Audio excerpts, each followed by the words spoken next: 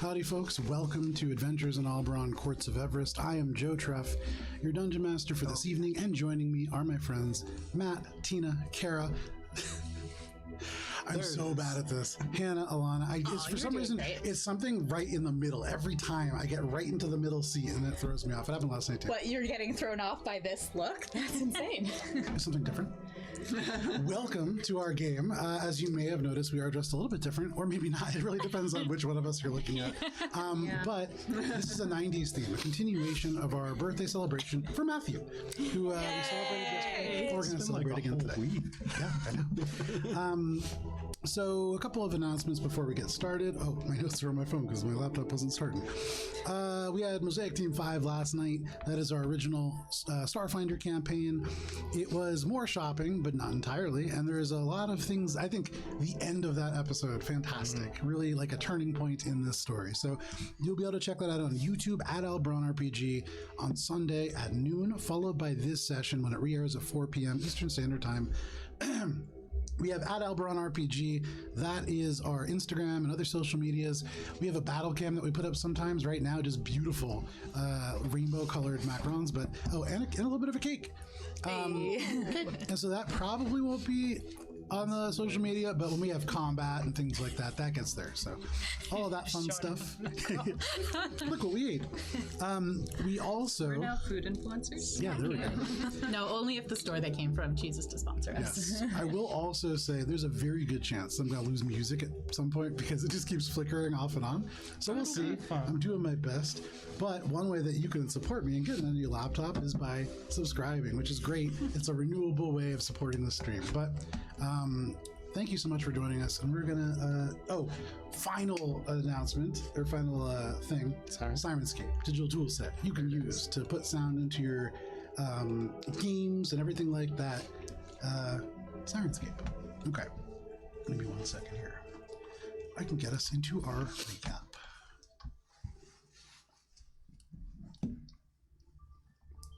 Do it off my phone. Wandering Hearts, last that we played. You stepped through the obfuscating veil of the Misty Meridian, found yourselves in the Blackberry Briary. You guys okay? Everybody okay? Kara's doing arts and crafts like in her lap where nobody can see. Fair enough. You stepped through the veil of the Misty Meridian and found yourselves in the Blackberry Briary. The Boinkenberry Meadery. There goes the music.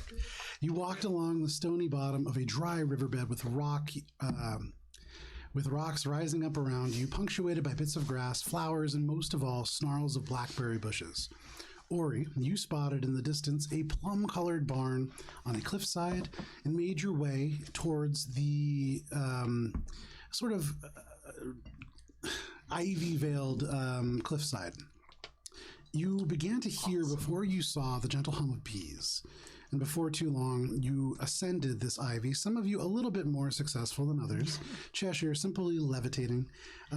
Alina, you utilizing your newfound ability to cause a little bit of damage to Ori. So sorry. At the top. More like a lot of it. At the top, you all met your tender Boinkenberry, the owner of the Boinkenberry Briary and the meadery that rests at the top.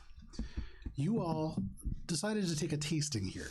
He told you over the course of this tasting that his bees behaving a little bit strangely, and with a little bit of background information from you, Alina, a great check on the Feywild, you determined that the likely source was a trapped Mizari, an air elemental that was formed in a very specific way here in the Feywild.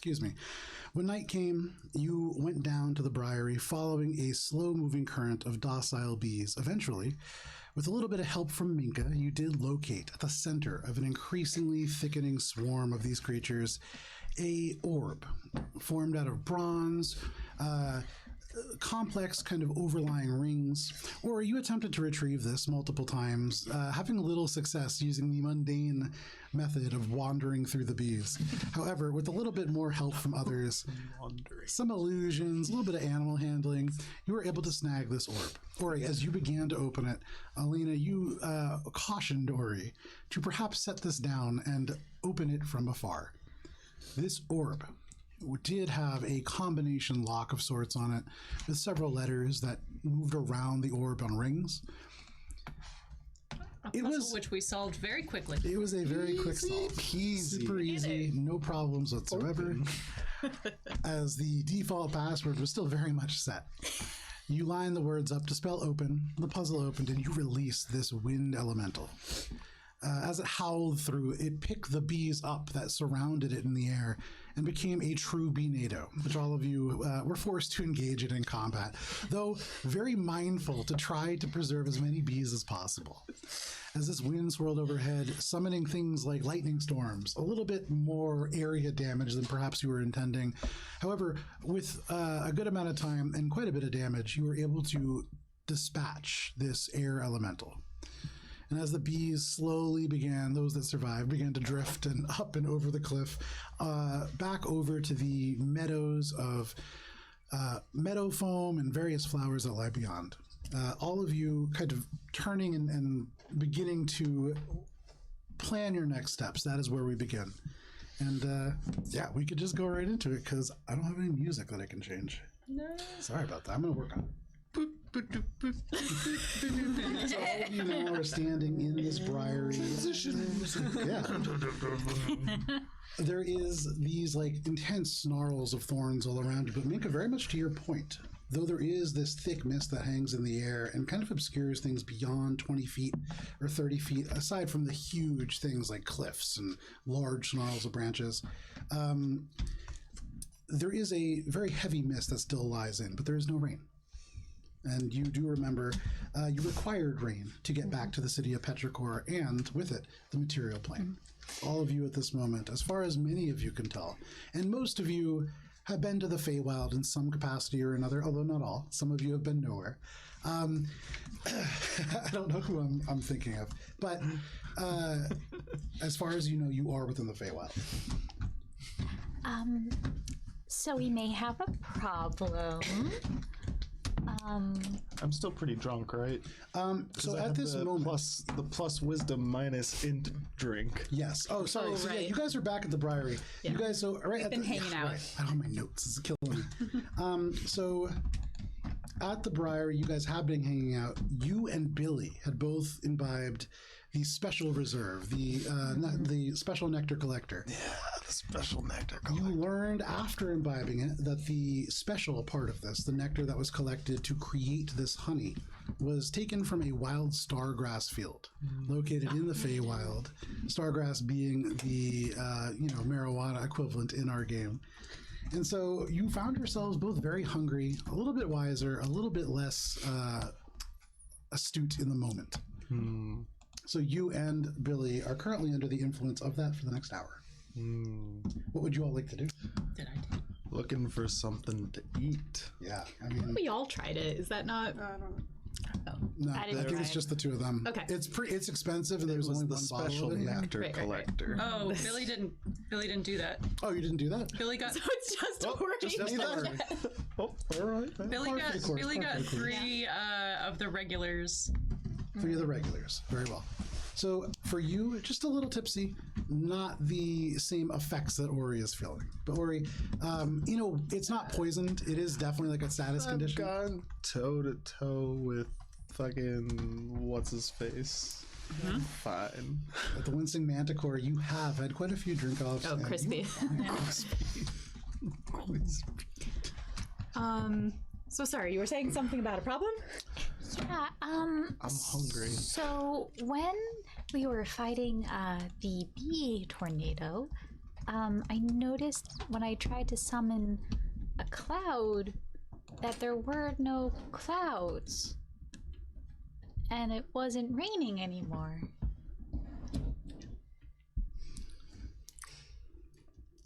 You like the rain? It's more we're stuck, guys. Unless anyone has the ability to leave the plane. Your We can't tender get into who's Petrichor without rain. Your tender, who is this kind of halfling, he has the broken nose that you guys have kind of established now. Dressed pretty comfortably, but like relatively like not quite farmer attire. He's dressed like a Vermonter. You know, he has like a long shirt that's definitely like workman-like. Cable knits. Exactly. Yeah. Very much dressed in like that kind of very sensible fashion. But he turns around and he kind of just says, I mean, you guys are welcome to stay here for a little while. Oh, that's much obliged. We might need to. I don't have much of the terms of rooms, but we have a silo out back that you could definitely stay in. And yeah, Something to eat, perhaps? yeah, I can go get more chicken. 1 second. He makes his way downstairs and gets ready to help you out there. So, we just can't get back into Petrichor? We don't need to be in Petrichor. We do, We because definitely it's in the do. material plane, and we need to get to a location that is in the material plane. So it's not Petrichor then. It's somewhere else. And we can get there from here. Just... Remember how we uncovered that big conspiracy that we need to go tell Pearson about? We can get there from here. It's just fine. Is that what we've been doing? So, I'm just wondering. I thought we had like 3 days. That's what I thought too. I don't know what happened. It Knowing should. the Well, shifty nature of the 3 Feywild, days would I here. have an understanding Well, of 3 where we days before might be able to Petrichor go to start moved making on an alternative without us. route back? Apparently. Make a history check. maybe it didn't move on. Maybe it's still where it is. That's true, It we just haven't needs checked. to rain. You hear footsteps coming up the wooden stairs from the loft and the creaking. And then your tender appears. He's holding a big plate of chicken. He's warmed it back up, and you can see like fresh charring. So over a fire, a little bit of that like heat. He has a tiny little dish of salt, and you can see there's some kind of an herb mixed into it. And he says, if you guys are going to be staying for a little while, I figure I'd switch things up a little bit. So, and he takes like a little bit of the salt, and the salt itself has almost like an ashy element to it. And he like just flecks it onto the chicken. And he just goes, it gives it a little bit more bitterness, but I find that with the sweetness of the meat, it really kind of marries well. Enjoy it. Also, did you guys say something weird's happening outside? Okay, so we need to get back to Petrichor. We were only coming here on like a day trip, but it seems to have stopped raining, which we thought wasn't going to happen Rain dance. for a few days. Don't do it. Don't tell me and what to do. I mean, How we're we gonna get really need to get back to the material plane. It's all depending on you. Well, I'm sorry about that. What are you gonna do? Does Alina have any ideas? Make a history check. It was not good. I asked Joe over text this week. Does Alina have any ideas? Ori. It's like you have to wait. In the Emerald Spire, there are certain things where it's like absolutely makes sense to think about, but a lot of this, and the reason why for this particular thing I said that was because a lot of this depends on kind of like what Alina is feeling and seeing and sensing in the moment. Yeah. What Alina is like putting together. So what exactly are you asking? Well, okay, so if the realization is settling on her that they can't get back to Petrichor the way that they came, she's part of this like group that goes in and out of the Feywild all the time. So like, does she have any ideas for like how else they can get back to the material plane? But I rolled a 9. Nice. Make that check an Better than advantage my then. seven. With that specific way of thinking about having passed through. Natural 20 for a total of 21. Way better than my 7. There are many, many ways. So the Feywild is a place where, first of all, there are plenty of people who are willing to make a deal with you to get across. Some of those creatures a little bit more benevolent than others, and some of whom a little bit more above board than others. There are really powerful Fey beings who aligned with, and depending on where you're from within within Everest and who you align with there, may be more or less favorable to you. However, you are at this moment in the Boinkenberry Meadery. You have not ever been here. And so you would really need to kind of assess where in the Feywild this falls in the grander scheme of the ever-moving, ebbing and flowing territory, and that could kind of be hit or miss. One thing that you can always do is, as long as you go far enough in the Feywild, you'll find something. And the Feywild does have a way of reacting to you. Okay. Do we just need to pick a direction? Because I can do that. With the natural 20, you definitely could figure out a way to get out of here as long as you can orient yourself. Hold on to that natural 20. Hold on to that. I'm holding it. Just put it in your pocket, put it in the ring. Okay. So you're a tender. Yeah. Where exactly are we?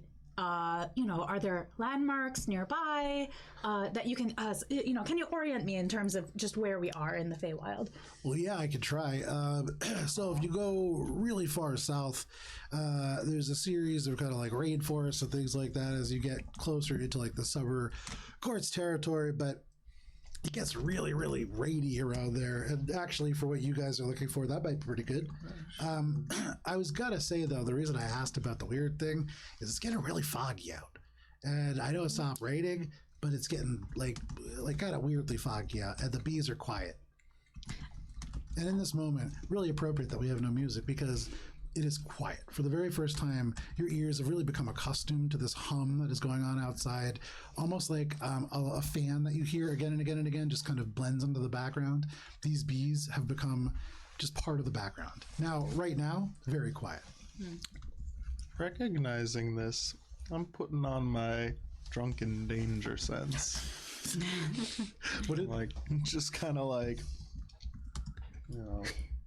being hyper aware of everything happening. Okay. Be going off all the time. And then maybe like, yeah. Well, that's always on passively, but now it's like, Cheshire may be doing something.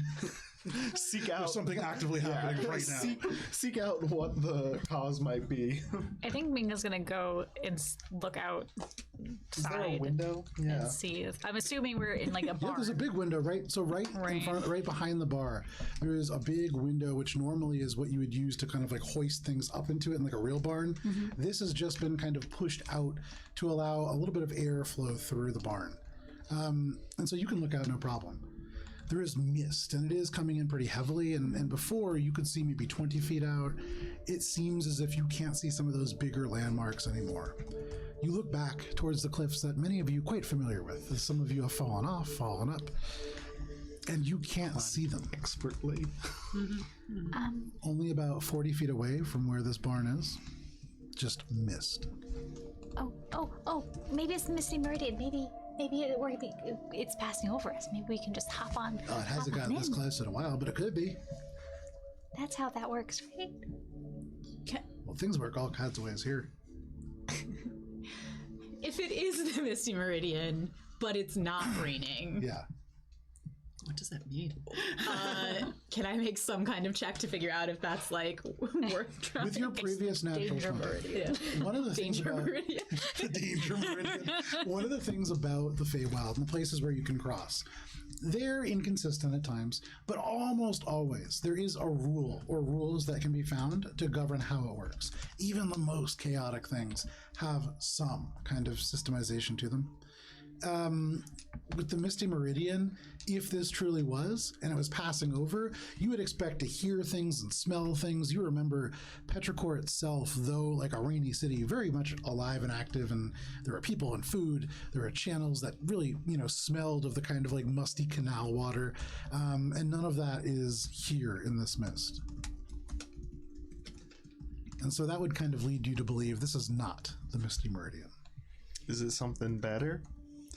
Everybody make a perception check. Let's see how much better this is. Just gonna put the nat 20 over to the side here. Different die for this. Not my best check ever. 13. But Ooh, the dice are hot 22. tonight with a natural 1. Dirty 20 for me. Happy birthday! Yeah, yesterday was bad for you too. 16. 16, okay. With the Billy? hot streak. 13. With a 22, Cheshire, and I would say for most of you, you are just kind of like looking out, and as you see Ori like stop being quite so friendly drunk and a little bit more like a little paranoid drunk, you begin to take note that things are becoming a little bit different. Cheshire, for you in particular, the temperature is changing. It is getting a little cooler. No longer the humidity of the summer that you all left behind back in Everest. This is truly more of like a spring, maybe even getting a little cooler than that. And this fog, there is a smell to it different than before. There is a smell of maybe smoke.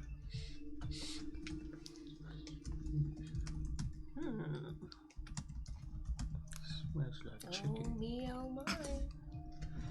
Might be a barbecue nearby. But it's faint. So faint. A barbecue? What? I mean, your tender was just making chicken. Billy, Is this? make a perception check again at advantage. Oh.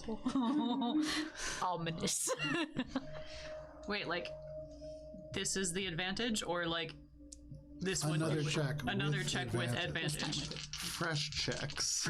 Fresh checks. I don't like that you're giving me ample opportunity to succeed.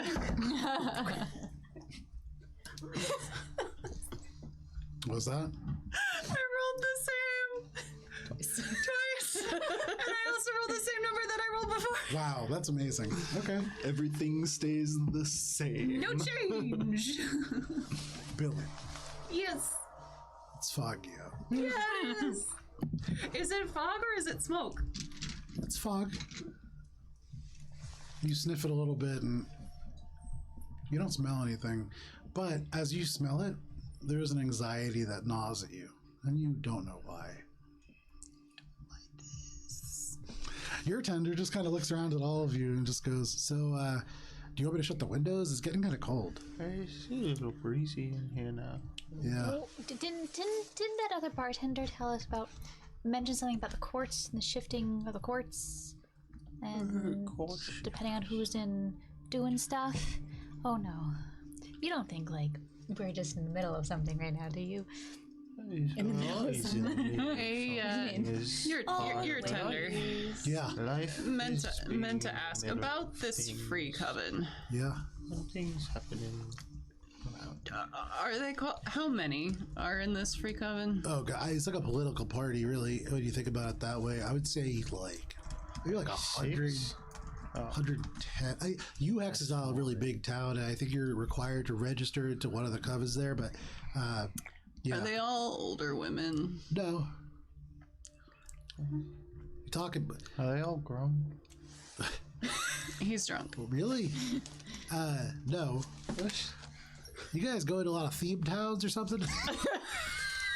No. Well, we're just talking about Petrichor is like all about rain. Yeah. when. Can you give us a?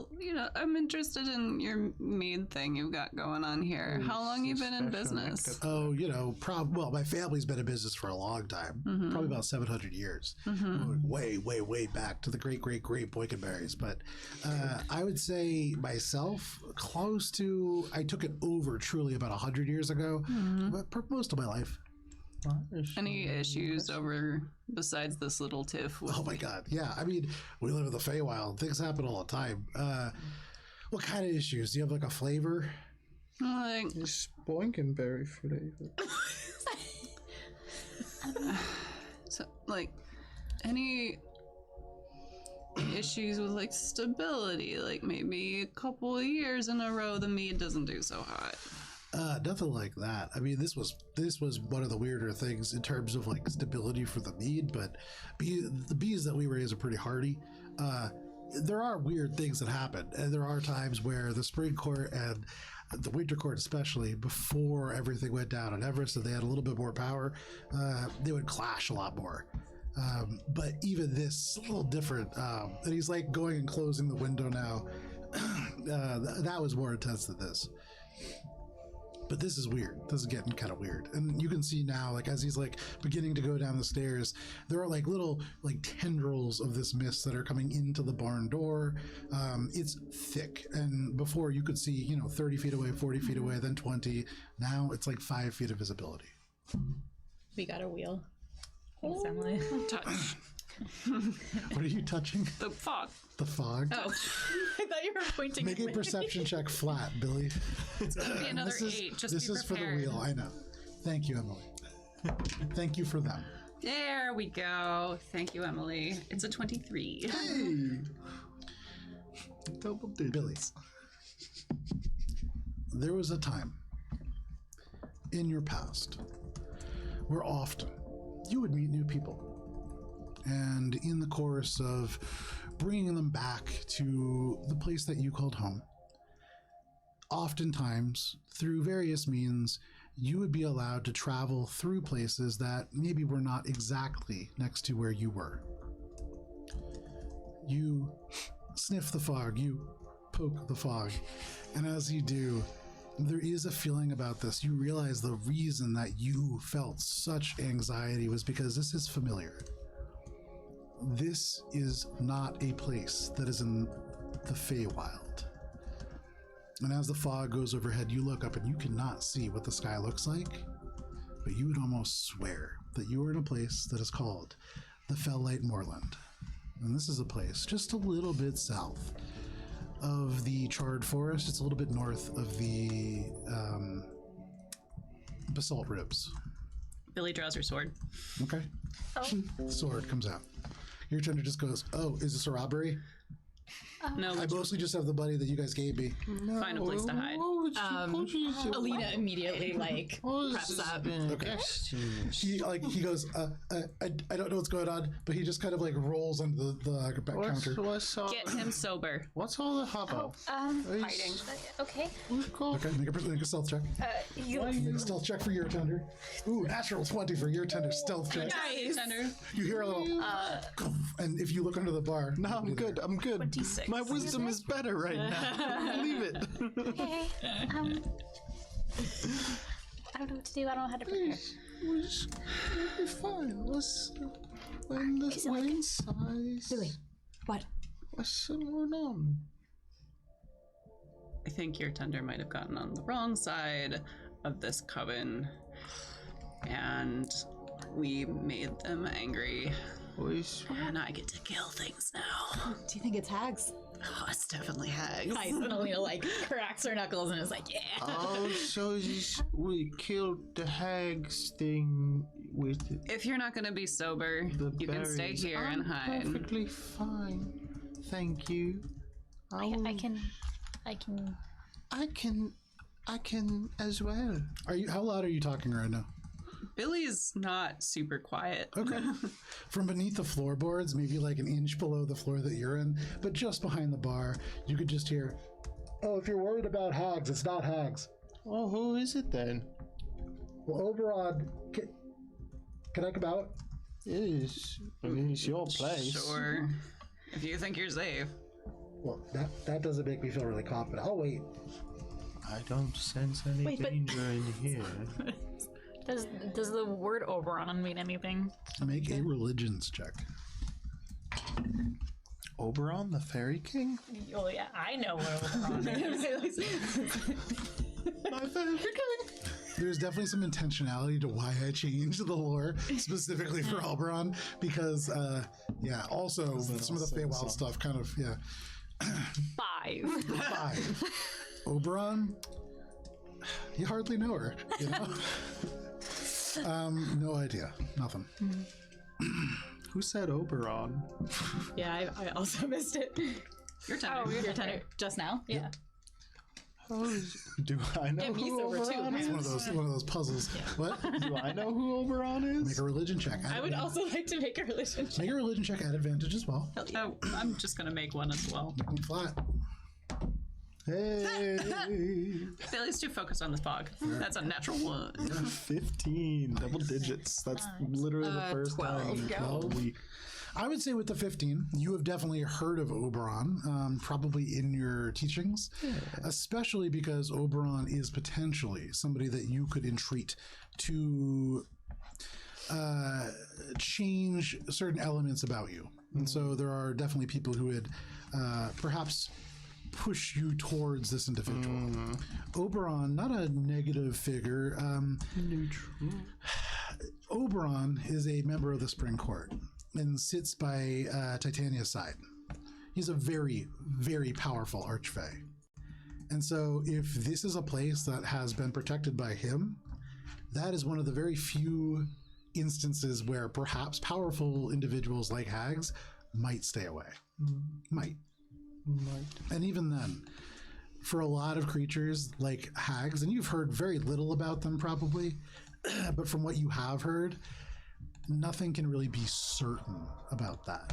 A deal to keep somebody away, that's kind of playing almost right into their hand. So you can't be super certain with the 15. Billy is still very much on the lookout for Hag. believe in Hag. Do it. If Billy's on the lookout, so is Alina. Okay. You were on the lookout. Yeah. About 5 minutes pass. I'm The fog is pondering. thick. Oh, no. Billy's probably like gone to a window and has like opened the shutters and just like Open the shutter and it's just mist.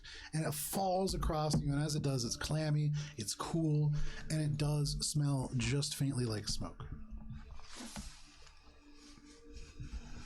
Is it, maybe something's just on fire. if something were on fire, then it would just be dry smoke. But Billy like puts her hand out into the smoke and just pulls it back to see if it's wet. It's like condensation, and just like if you've ever like painted and had like the water cup, the very first brush that you do, where there's Like just a little bit of water. color, just a tiny bit of gray. So, Char. Mixed in with the fog. So did we get back? Are we still in the Feywild? Yes. Okay. What do we do? Billy kind of opens the door and says, I'm not staying here. And the precipitation is carrying the ash. With your past perception check, you don't smell burning. You open the door. Billy opens the door and says, I'm not staying here, and Well, where are you going? I'll follow her. Oh, okay. I The guess, warlocks out into the mist. Well, I suppose we'll guess we're leaving. be back in a little bit then, your tender. All right, I guess I'll just be Thanks. here. Yeah. I'll see you soon. Getting up, casually making my way to the door. No problem. Much more casual, you through the mist. Minka? I follow. Where's, Following, but remaining hidden. Okay, no where are we problem. going now? Just a very through the mist is Cheshire. You make your way one by one, and Billy, as you lead this charge through the thick fog, which really, truly hard to tell what element of it is fog and what is smoke, it gets heavier and heavier. And your feet, as they touch the ground here, it goes from this kind of stony surface now to something that is a little bit more mushy and a little bit more, it gives, a little peaty. Watch out for the cliff, guys. And Billy, like as Minka says that, having had a lot of experience with this cliff, you recognize like, oh, you would be on the end, and you gently put your foot out, and there's just a squelch. And you can smell now soil, different than the earth that was around here. You smell mud. You smell perhaps just a little bit of bog. This does not smell or feel like the Feywild. This cold, this kind of weird clamminess, and as the wind blows a little bit, there are elements of heat that travel with it, currents in this wind, but this does not feel like the Feywild anymore. Billy, what is this? It's mud. For those of you who look down at your feet, you do see mud, and you do see caked into that moss. And really, just as you step, there are areas where immediately like water begins to fill that puddle. Billy, you have certainly been here before. Is the looking back? Do I still see the meadery? Just mist, fog, smoke. Is this the way out? Well, still running From and somewhere in hiding. the mist. You might as well come out. am No. I here? Not you. Can you Oh, please undrunkify him? I'm fine. It's my. I'm running. Billy like starts stomping around the swamp and says, "You had your fun." Mist is gone. And around you, you are in this wet, acidic soil. There is this muddy tundra that just sprawls out around you. And to the north, you can see this tundra kind of continues and goes up to just an area where here, like this is really where the fog is kind of rolling in from, it looks like. You can see the motion in the air is all coming from that direction. And hard to see very far in the distance. A little bit to the east, you can see the grade descends slightly, and you can see like the grass gets a little bit longer, and maybe like 70 feet down this very gentle grade, you could like roll down and have a great time. There is a like actual swamp, And you can see like there are half submerged logs and places where there is a little bit of water visible, but mostly just like algae and tiny little bits of browned duckweed, elements like that. Behind you, the fog that you came through, and to the west, there is a slight uphill, and you can see more of these stones and mud and just trickles of water that seem to be coming down. Wait, so sorry, did the fog vanish or we just like exited it? So this is like out, and so no longer is it so thick that you can't see. This is a thick, foggy day anywhere that you normally would be. Whatever was obscuring before, almost certainly magical, but that is gone. And now, if you look up, there is no clouds. You can see the very familiar dark emerald sky that is over Everest. Welcome home. Billy, for just a moment, you remember as you walked back through that mist, hearing those same words.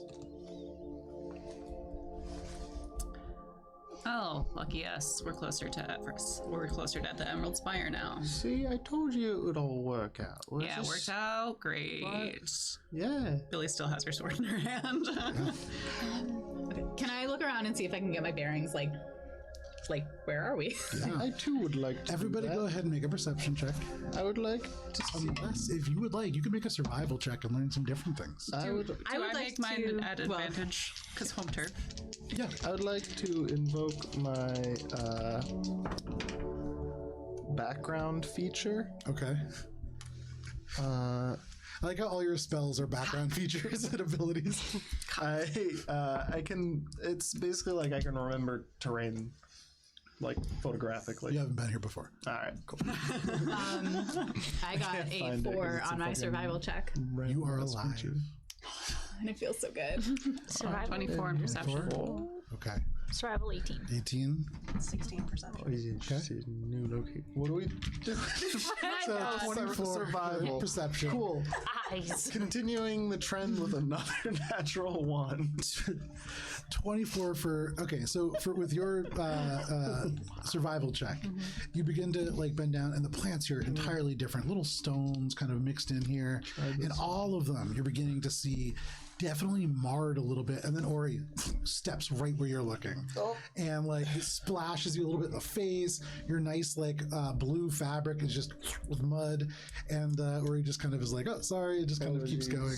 On that one. And that kind of throws you off from seeing too much, but you are aware of the fact that you're in a very acidic environment. In terms of like, this is acidic soil, not like it's going to burn you. You can see like in this bog, there is certainly like a lot of peat moss and things like that. And then that's kind of all you would get before Ori ruins it for you. It's like a minus. With a 24 is a perception check. Hang on, let me get. Thought he was going for a visual. I know. I was just like, did you hear the So I will say for you guys, I'm kind of I can look back here. For you guys at the moment, you are aware of the fact that you are right about here, and so you have actually been to the Valley of the Fireflies, very very close by. You are a little bit south of a place known as the Basalt Rose. Just leave that there. So we're near the Valley of the Fireflies. Oh, but I don't know that yet. Someone knows it. Billy knows that. Is Billy oriented enough to know which direction is out? So Billy, it kind of depends on what you mean by out. Where are you trying to go? South to the Emerald Spire. Just get out. Yeah, I mean, if you just want to get out, presumably all you would have to do is walk south. However, you did just come from there. But you could certainly try.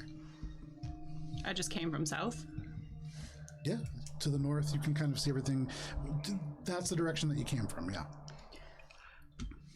So if we look south, we see the fog that we just came out of. Correct. I gotcha. Billy heads back towards the south and sees the fog wall. Yeah, It's just a wall.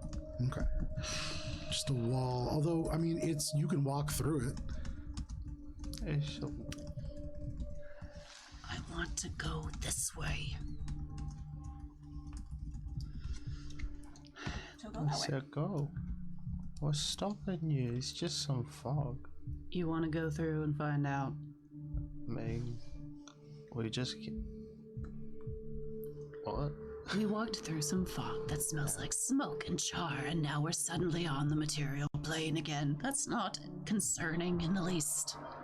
It's a healthy level of concern. Even but better, that's we're in the with Fellight everything that's Moorland, which is involved a with the place known for Fellight. hags. Alright, well, We made it back where we some wanted to be. concern. Well, Not where made we it back. wanted to be. It's a bit off, but we're on the right plane now, at least. Billy, do you know what just happened to us? Is there something you'd like to share with the group? Did they steal your tender's house?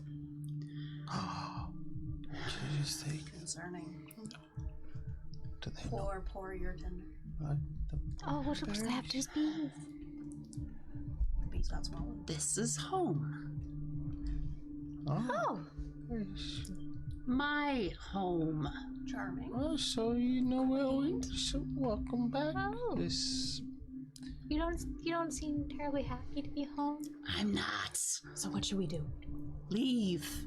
Alright, well, So pick a direction. alright. I can try. You see Ori turns around and right into the fog. Right as he's about to go in, just grabs him. You said we're going this way. Right now. Oh, so we're gonna wait? The Emerald Spire is that way. Alright, so that's there's- where you want to go.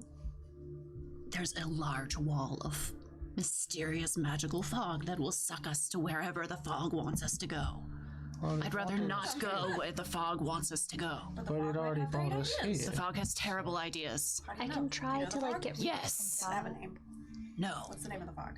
It's We fog. should name it. Cheshire. What? Mika had an idea. I could try to get rid of some of the fog, but it won't be a ton. But it might give us a window. Do you think that would work? It's worth a try. Okay. It won't last long if it does work.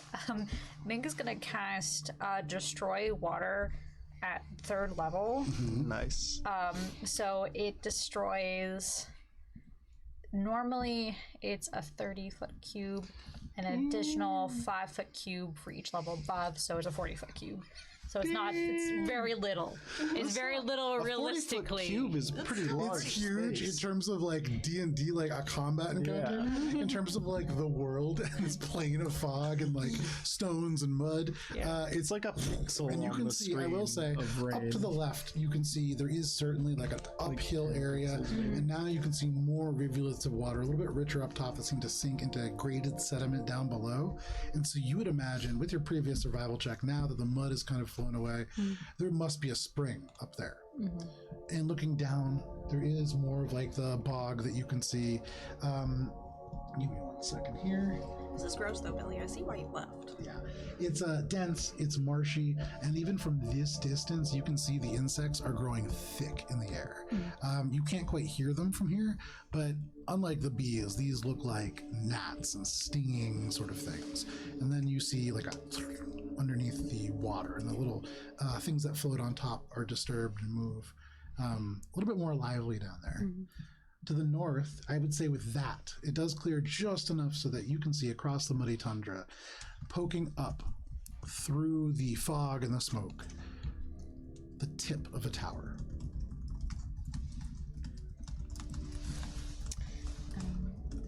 And to the south, more fog. Okay.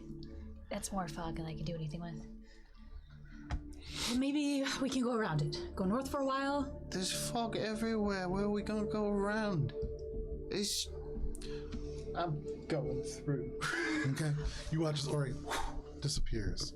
Or you stomp through. You hear the mushy steps and everything, and all of a sudden your feet transition to a little bit more stable ground, and then you walk into the barn doors, and then you are in the barn. Is your tender there? You don't see him, but you also left him hiding under the ground.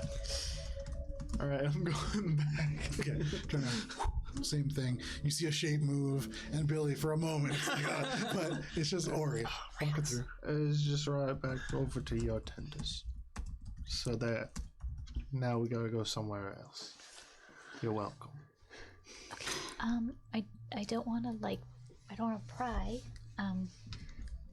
But is there a reason why the fog wanted us here? Well, of course there's a reason, otherwise they wouldn't be leading us wherever they're trying to lead us, and trying to not be led to that direction seems pretty futile. unless any of you have any sort of magical abilities that could counteract whatever they are doing to lead us in this direction. That was weirdly good. Just pick another direction.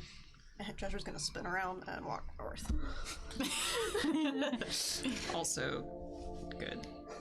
Hard to really lose Cheshire, even in the fog. It's like a pink highlighter.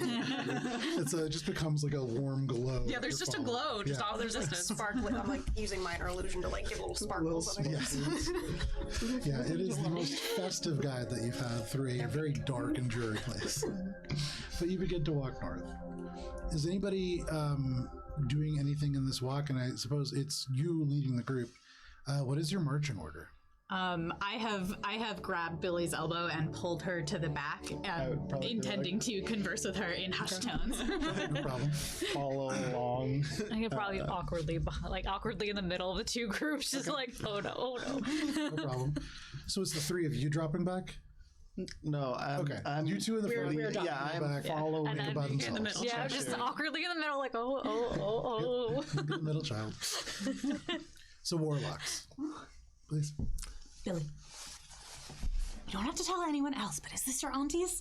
Because I would very much like to know what we're getting into here. I think there's a bigger problem. I've been seeing things and hearing things, and they've been telling me to come home, and here I am. Okay. That's okay. Thank you for telling me. Is it so? But you don't think it's the aunties? Something else? No, it's them. Okay. So, we can outrun them, right? I mean, we can try. Apparently, they're having a lot of fun with this.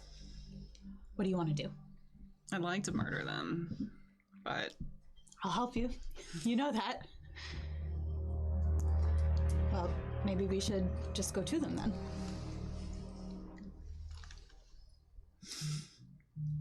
You continue to walk. So then I said to the gentleman, I will not pay you 3 gold for a single night in your abode. For 2 eggs in the morning, I expect at least some toast. Going to be as easy as just walking through a door, as you probably noticed. And I don't really want,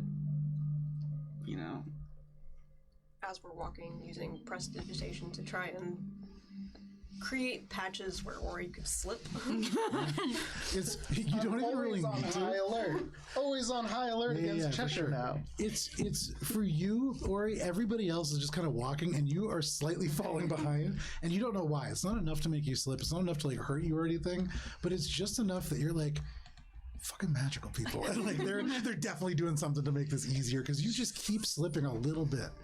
But, Like the mud just kind of like pulls at him a little bit. Or yeah, like just there's a kinda, point where you walk and your shoe just right off your foot. But it's nothing like truly harmful, just like a little annoying. And you can't tell. This is like truly gaslighting because you can't tell if it's just you or if there's like, you're also like, Billy's really on guard. Like, is something trying to get you? B's just tried to get you. Like, there's a lot going on. And Ori, you're high. And so this is a lot to process. How did I get here?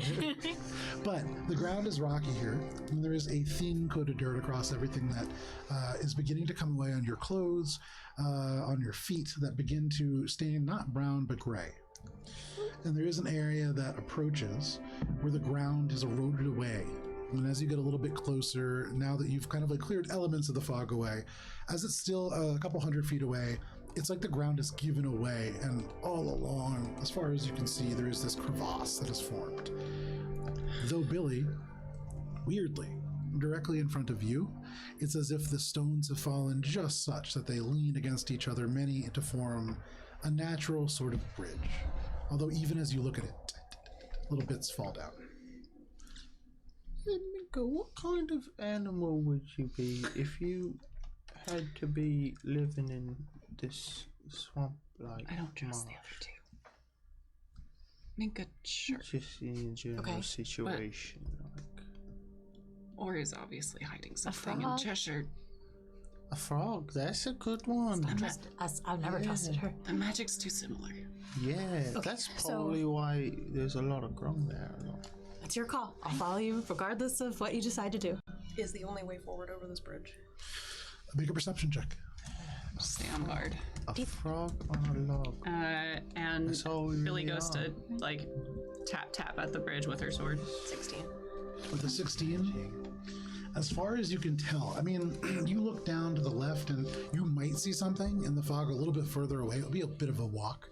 But to the right, as far as you can see, this is like probably like a 90-foot deep crevasse. And there, like, if you were to like fall down, it would definitely hurt. You could break a limb easily, but you could potentially climb out. You can see areas where like the roots poke out through the ground. You could also just climb down and then climb up the other side. Frog on a log in the fog.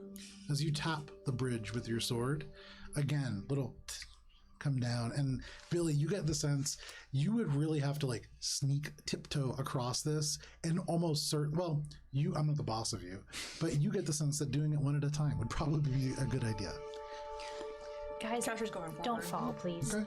I really don't have the ability to stop you guys Will you from carry me dying. in the ring? Alina's gonna like hand the ring, boom, into the ring. No problem. God. Billy looks a little bit less sure of herself with Alina in the ring. Yeah. You look around, it's Ori, who, very high. You see Cheshire already walking across the bridge, and Minka looks very uncertain as to whom to follow in this How scenario. dangerous does this bridge look? Make a nature check. Do we think Billy could hear me if I like spoke from the ring? We've never yeah, really yeah, said. Digits. Okay, so once I'm in the ring, You're able to observe and perceive the world yeah. outside. Yeah. Once I'm in there, just out loud, I'll be like, I'll come right back out after we're across the bridge. 15. What was that? 15. 15. With a 15, you try to get a sense for how stable this bridge is, and like of all of the structures across the ravine, which is 0, this is the most stable. With the old, like, step. Cheshire, make a stealth check. This is really for you creeping across this bridge using the same kind of techniques that you would to like stay very light step. Well, that's a 28. So without too much problem, you creep across, almost no problem at all, and you like just fly across this bridge. And if you wanted to, you look back, you can see perfectly set your footsteps. You could help somebody else get across too. After that second person, the footsteps will probably become muddled, and those places very dangerous to step on. But this is your free success. Who's coming next? Okay. Well, I think I'm at the foot of the bridge, Okay. about to go on. To be really clear, not a bridge. This is just rocks that have fallen in such a way to form a bridge-like structure. Billy Oh, okay. pulls Ori back. Yeah. Stop grabbing me, please. I can go last. Minka should go next. I have one last spell to help people across if they need it, so I should go last. You can help from the other side. Okay. I guess I'll try to cross the bridge. No, I will assist. Okay. So make a stealth check. Best friends forever. She's just so innocent. I know. Wait, is stealth check? Yeah. Oh, because we're being creeping. Right. Isn't that one? No, it's a 2 And so for a total of 5. it's still a success because Cheshire, with that high 28, above a 25 is a double success for this. And so Cheshire, right as you're about to step, and Cheshire, you can see so far, Minka has decided to walk along the furthest right-hand side, and you can see an area where it looks very stable, like a flat stone, but underneath it there's almost nothing. There's like a little root holding it up and nothing else. And right as Minka is about to touch there, that seal head again. And like Minka has to like step off to the side, and it's really just scaring Minka onto the correct path. Make it follow the footsteps. Oh, okay. You can see like active footsteps now in the mud. No problem, you can cross. And so very good use of that success. Billy's still holding onto Ori and then kind of like turns him. Says, follow my footsteps. Your high pay attention. Yes, very low. See, the drop is quite precipitous. I am aware, thank you.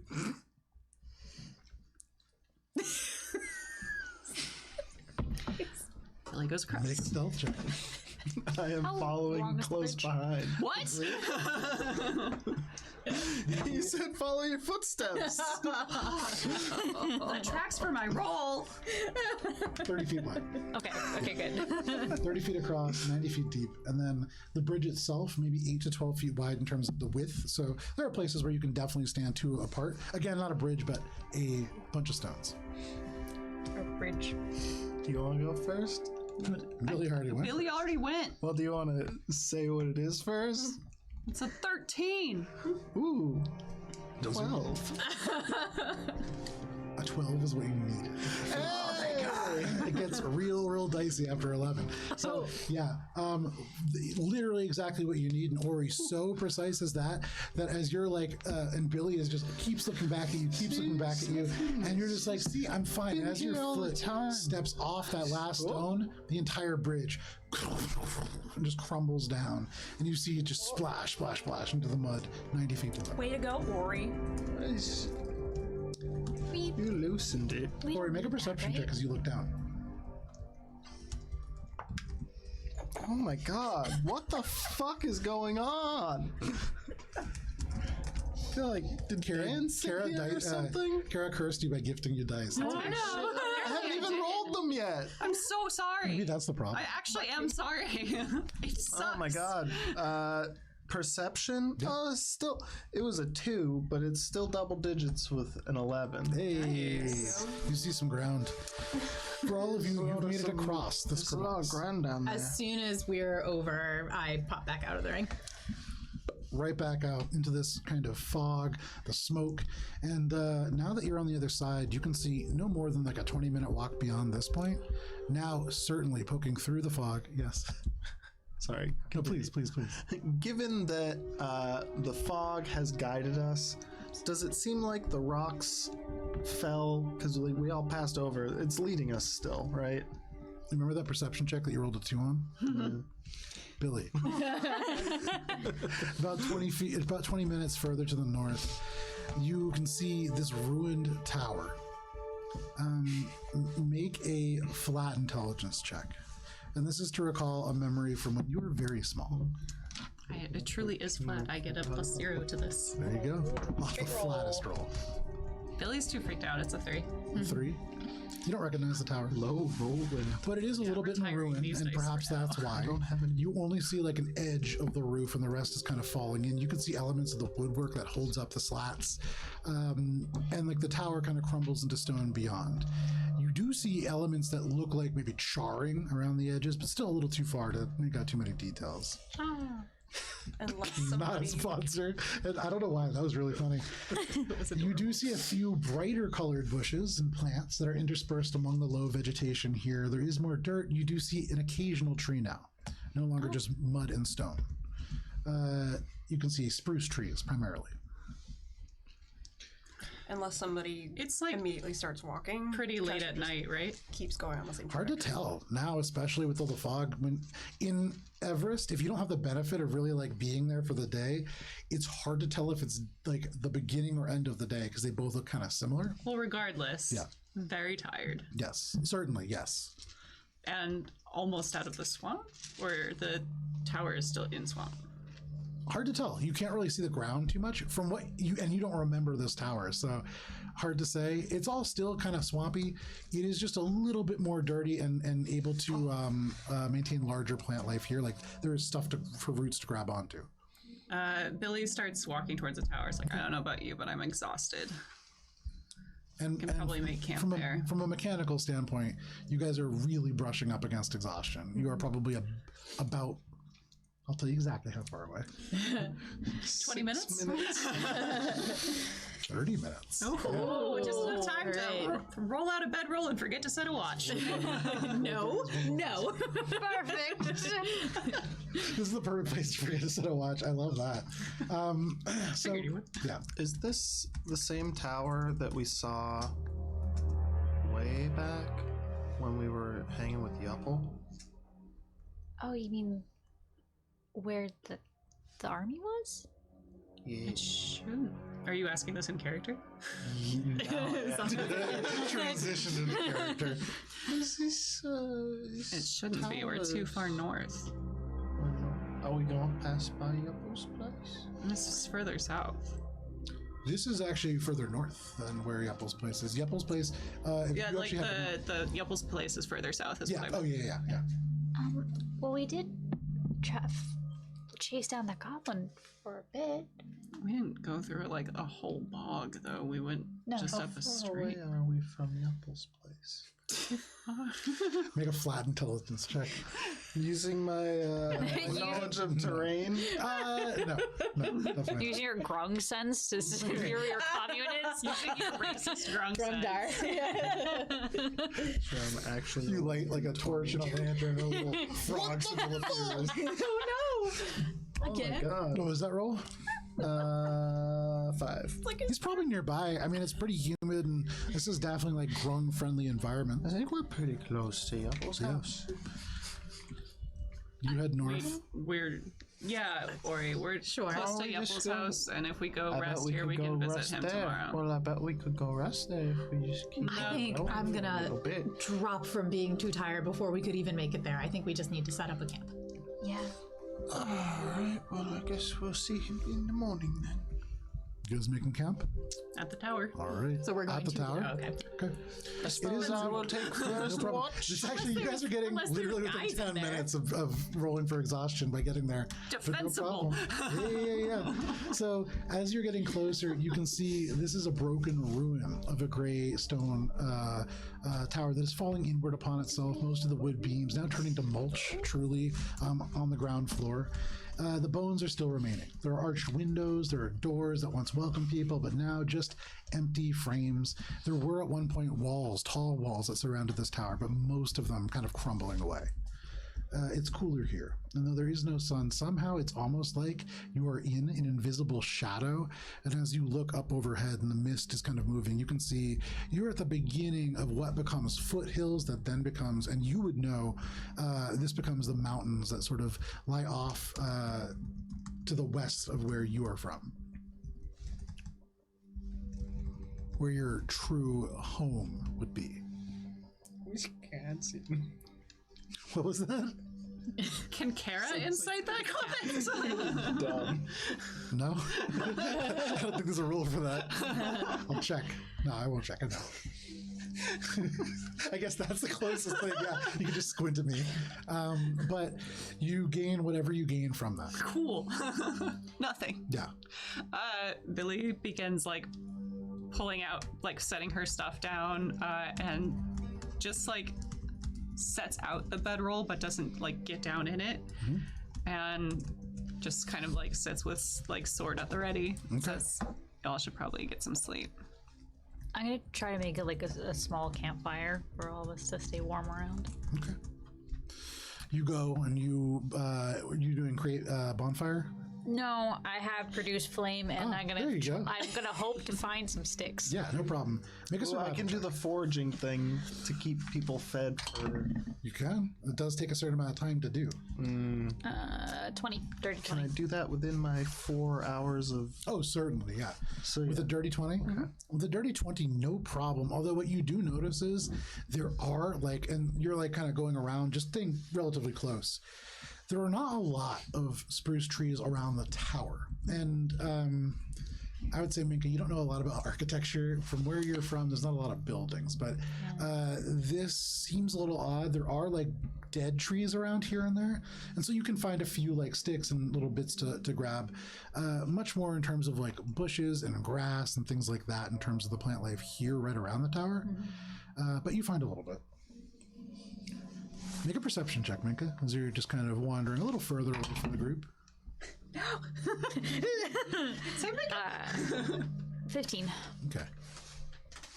With the 15, as you bend down and you get the last of these sticks in, and you're really looking for ones that are still dry enough that they'll really work, you get it in and you look down and it looks a little meager. You know, if you're trying to camp, this is probably not enough.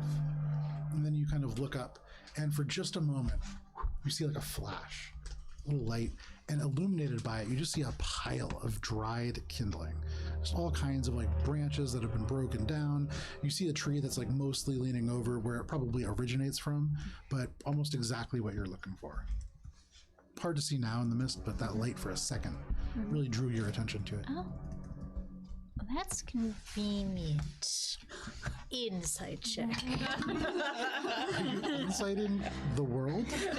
Yes. Okay. This is where we're at this point. Yeah, Anything could be a threat. Inside the world! Pile of sticks. Insane paranoia. The world is hard to read, but what you do get the sense of is when something flashes conveniently above you, that's not the best. Yeah.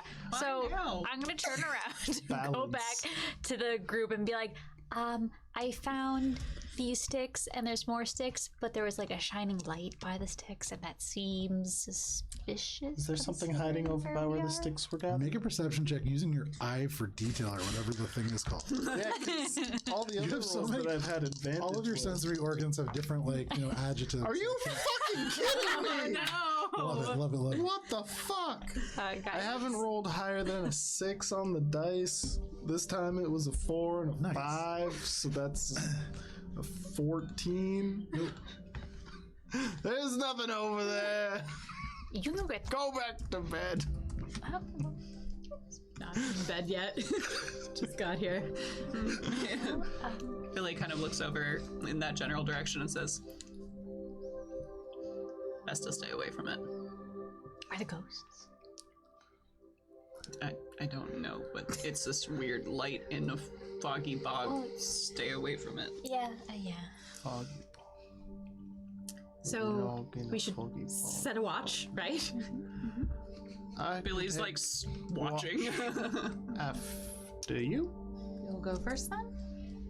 Do you want company? Wake me up when you're Not ready. sleeping anytime soon. You better get some rest. Okay. You go to the bottle and you're like, you can't go in the bottle now. But that's okay. You still got maybe a sleeping bag or something like that. I light the tiny fire, and then I go into my bedroll. Okay. It's a tiny fire, and it's only going to last maybe an hour or two if well tended, and then that's all you got. But no worries. I'm setting up on the opposite side of the camp from Ori Okay. and keeping eyes on him until he falls asleep. I'm not falling asleep. I don't sleep. I trance. Not trans, bitch. I'm a transit. So you and Ori, opposite ends. There's like two corners of where the walls used to kind of be ruins, the towers between you. But both of you just kind of like maintain eye contact for the first course of this evening. No problem, I guess. I'm already on watch. Billy, as everybody begins to sleep or sleepily watch, go ahead and make a perception check because you keep watch for the first 4 hours. I know. Okay, just wanted to make sure you knew. Doesn't matter, Talon. I got a 23. Taken away. It's a 23. You don't see too much. It's relatively quiet over the course of the first hour. In the second hour, you hear Ori begin to giggle in his sleep slightly, perhaps a side effect of the lovely mead that he enjoyed. I still have hope though. And then you hear Ori laugh again. But it sounds like it comes from further away in the mist. And you look down, and Ori's still exactly where he was.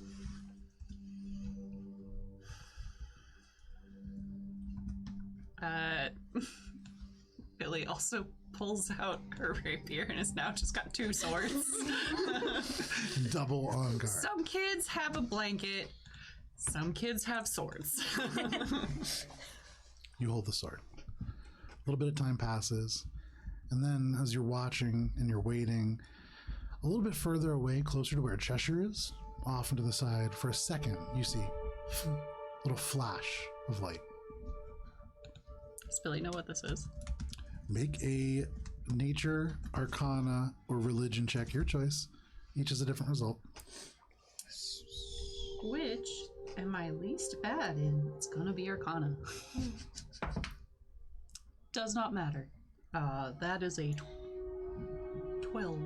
Ever since Minka said ghosts, hard to really think about anything else, especially because here the thick mist that's kind of seems to have elements of ash to it too, gives it shape, and like similar to like cigar smoke, it's a little bit more tangential, and so when it moves in the wind it looks like shapes, and so that's your first thought, like ghosts, and then you're like probably not, but hard to tell, and that is so forefront of your mind it's hard to see anything else. You look at Ori, is it a ghost? It's just Ori. Billy gets ready to cast Eldritch Blast and then realizes it's just Ori. Still about to cast it. Better not. Are you doing anything else? Nothing seems threatening yet. Ghosts can maybe, just hang out. They're doing their ghost thing. No problem.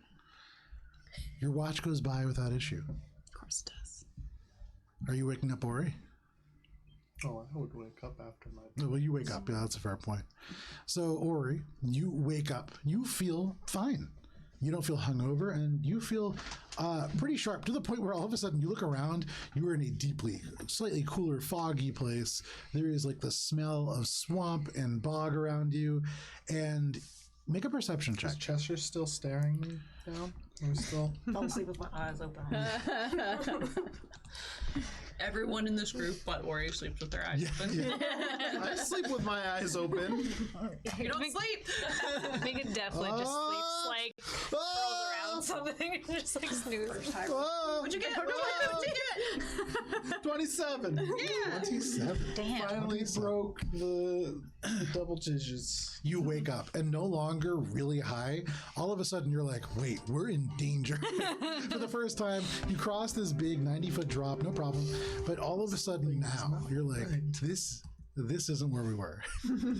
And in that moment, you look up, and in this tower, you can see there are like little elements that it's hard to see, but only through virtue of the mist being close by, you can see there are faint lights at 2 different points on this tower. 3, actually, if you count the one all the way on the top floor. Seems to be something a little bit more steady, and that seems to be like a glint, maybe some kind of metal. And then, additionally, I would say with that roll, you hear in the mist and the fog a little giggle. Which direction? Towards the tower? Tower. Or in the tower? That seems to have been coming from somewhere in the direction of where Billy went. Billy has left. Billy's laying down, apparently. Billy's not laying down. Oh, okay. Billy is too distressed to sleep. Okay, so staying awake. Kara doesn't want Billy to stay awake. Billy wants to stay awake. Make a Constitution saving throw. This is your Do I first exhaustion recognize check. that Billy is still awake, and because I would probably go to switch out the shifts. Yeah, absolutely. 16. I'd also be like, did you see this light? What have you been doing? Billy, you're getting tired. It's not at the point where it's intolerable yet, but you would imagine you are now pushing the point of exhaustion. Like, have or about to? You are the next every hour. You are making checks now. Okay. Yeah. Hey, did you hear that? Yes, you were laughing in your sleep. It was No, that disturbing. wasn't me. That was someone coming from around where you are. And did you see the lights up there? Yeah, Minka said something about ghosts. Behind No, up in the Billy, tower. Ori, you see a little light flash in the mist. What was that? A little light. Is it like? Oh, obviously it's a magical light. Is it like? I feel like I've probably seen will-o-wisps before in my travels. Is it something like that? Make a nature check. Does Trying to decide how much of a tinfoil hat we need right now. Is it a bonus with the knowledge of Feywild? No. Okay. 13. Yeah, 13. it's a really fancy one. I mean, you've heard about will-o-wisp, perhaps, although kind of more in like a folksy tale. We saw some similar looking things in the Valley of Fireflies. Well, in the Valley of Fireflies, I think you eventually put together the fact that it was fireflies, those lights. Not fireflies, though. Or all of a sudden you're like, wait, firefly. those were fireflies in the Valley of Fireflies. Wait, Yupple's a grung? So We got this, guys. We got this. there's someone up there. And there's also, there's some light around you. Billy casts Fiendish Vigor. Okay, and what are you looking... What are you doing? Fiendish Vigor is Calm just like 10 HP. Sure, temporary hit points. You do that, and the mist swirls around you. So, you can go to sleep, I guess, and I'll keep watch of the tower. I'm gonna go check out what that is. You should sleep. No. I'll go check it out. You go sleep. You're exhausted. Nope, I'm fine. You don't look fine, if we're being perfectly honest. I've never looked fine, let's be perfectly honest. You look less fine than typically. No offense, but Really? I'm going to check definitely it want to out. be awake right now. And you can stay here and make sure that nothing kills these three in their sleep. But what if something kills you again? Then I'll come back again. I don't know if that's how it works. And Billy goes to somehow check. Can Billy climb up there? I'm like, how Yeah, get I mean, you up could there? try. So the way that this is laid out, this is a stone tower that at one point had 4 floors, and you can see the first floor, like most of the top floors are just collapsed in on themselves. Mud is like flown in with the rain and the time. Many of the stones have like fallen down and flown in. You could either climb elements of the masonry, although that would be quite challenging, or perhaps think of a different way. Wait. Don't you just... I'm not letting you go alone. Alright? I'm not leaving them alone. Alright, so I'll go and you keep watch of them. I'll go check it out. I'll be sneaky. Don't worry. No one will know that I'm going. You keep a watch on them. And if anything bad happens, I'll scream. And you can probably hear me scream. And if not, then I'll run away. Fine. Alright. Billy's gonna also watch. Worry. Figuring out the best way to stealthily climb this tower and see what's going on up there. So make a stealth check and then make an athletics check if you're climbing the tower. Billy, you watch as this happens. All right, so far so good. Okay. With an 11 for the stealth. Great. Cool. Ori announces that he's about to start climbing. I'm about to start climbing. I'm about to start climbing. Nobody so watch. keep an eye on them, and I'm going to be very sneaky now. And then perception? This would be an athletics Or check. to athletics climb, check. You better not fall from the tower. Athletics or acrobatics? All the time. to Athletics climb or something. acrobatics or just athletics? Yeah. Athletics, because this is really just climbing, like pulling yourself up through gravity. Natural 20! Defying gravity! Not a sponsor. So you climb up. It's like, at least I'm not gonna get And or you climb up and up. And on the first floor, you kind of stop in the little elements of floor that are left. And you can see this little faint area where you could see mist glowing from before a little bit better. You don't necessarily understand. What languages do you speak? Common, Elvish, Sylvan, and Thieves' Cant. You do understand that this is an arcane symbol formed out of Sylvan elements, although this seems to only be half. This seems to speak to some kind of enchantment. Any idea what school of magic the enchantment would come from based on the Sylvan? And also, do I see if the other half is hidden somewhere? Because it's an enchantment. Right. Yeah, that makes sense. You guys didn't hear that. That was a whisper. I mean, is it like just symbols, or does it Yeah, say just, something? it's literally a symbol. Okay. And it's Sylvan in that you can understand, like, oh, this is enchantment like the- magic. okay. But beyond that, not the necessarily like a specific kind for Using what it's that for doing. detail, I would like to look for any hidden objects namely the other half of this symbol. Make a perception check. In this tower. And you watch Billy as Ori climbs up and he begins to like look around and he like squats down and starts looking through things. Now we're on to something with another natural 20. See, it's just building up the gotta- excitement. Yeah. Just had to power through. Yeah. just all- You're sober now. That's the real difference. Yeah, really, actually. Really. You watch as Ori goes up. And all of a sudden, just right next to you in your ear, you hear just a little giggle. And then you almost can swear that you hear footsteps. And if you turn and look, you just see this light disappear into the fog. Billy like swats at it. Okay? You swatted it. Nothing else seems to happen. With that 20, you like begin to look around. It's not in this room. And thinking about the way that this is formed and how it's oriented, it almost seems like the other half is probably outside on the other part of the wall. And so you would need to access it from the outside. However, following that, your eyes go up and you just want to check and make sure. And then you remember there was a glint on the very top floor. So you kind of move around, you really stretch out, you like grab onto elements of the wall and really go out so that you can see up. And the reflection is coming off of a piece of not metal, but glass. You see a standing mirror, although it looks almost as if the glass is frosted on top.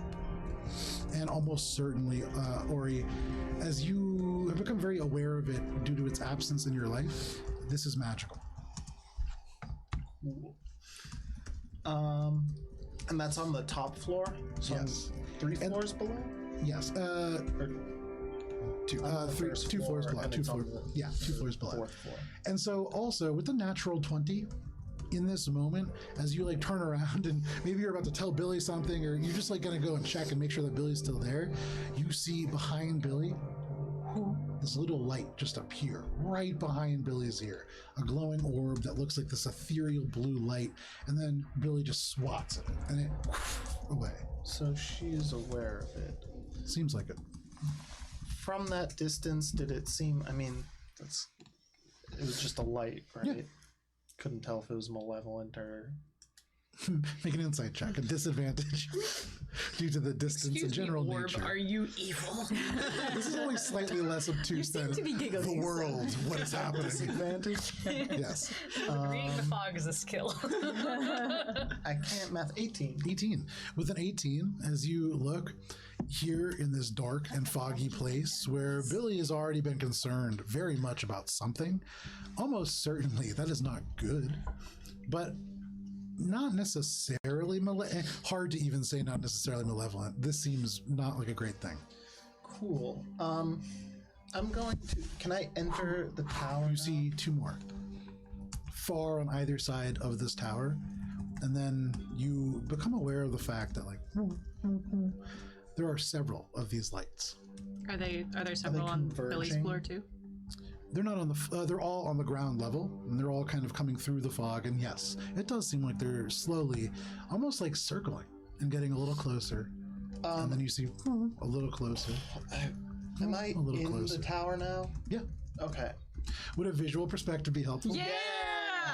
I was That's waiting for it. I was like, can Yeah. we please just sleep just slightly longer? Just a Can I at least have a short rest? I have decided the peaches and cream is the best one. Oh, really? Yeah.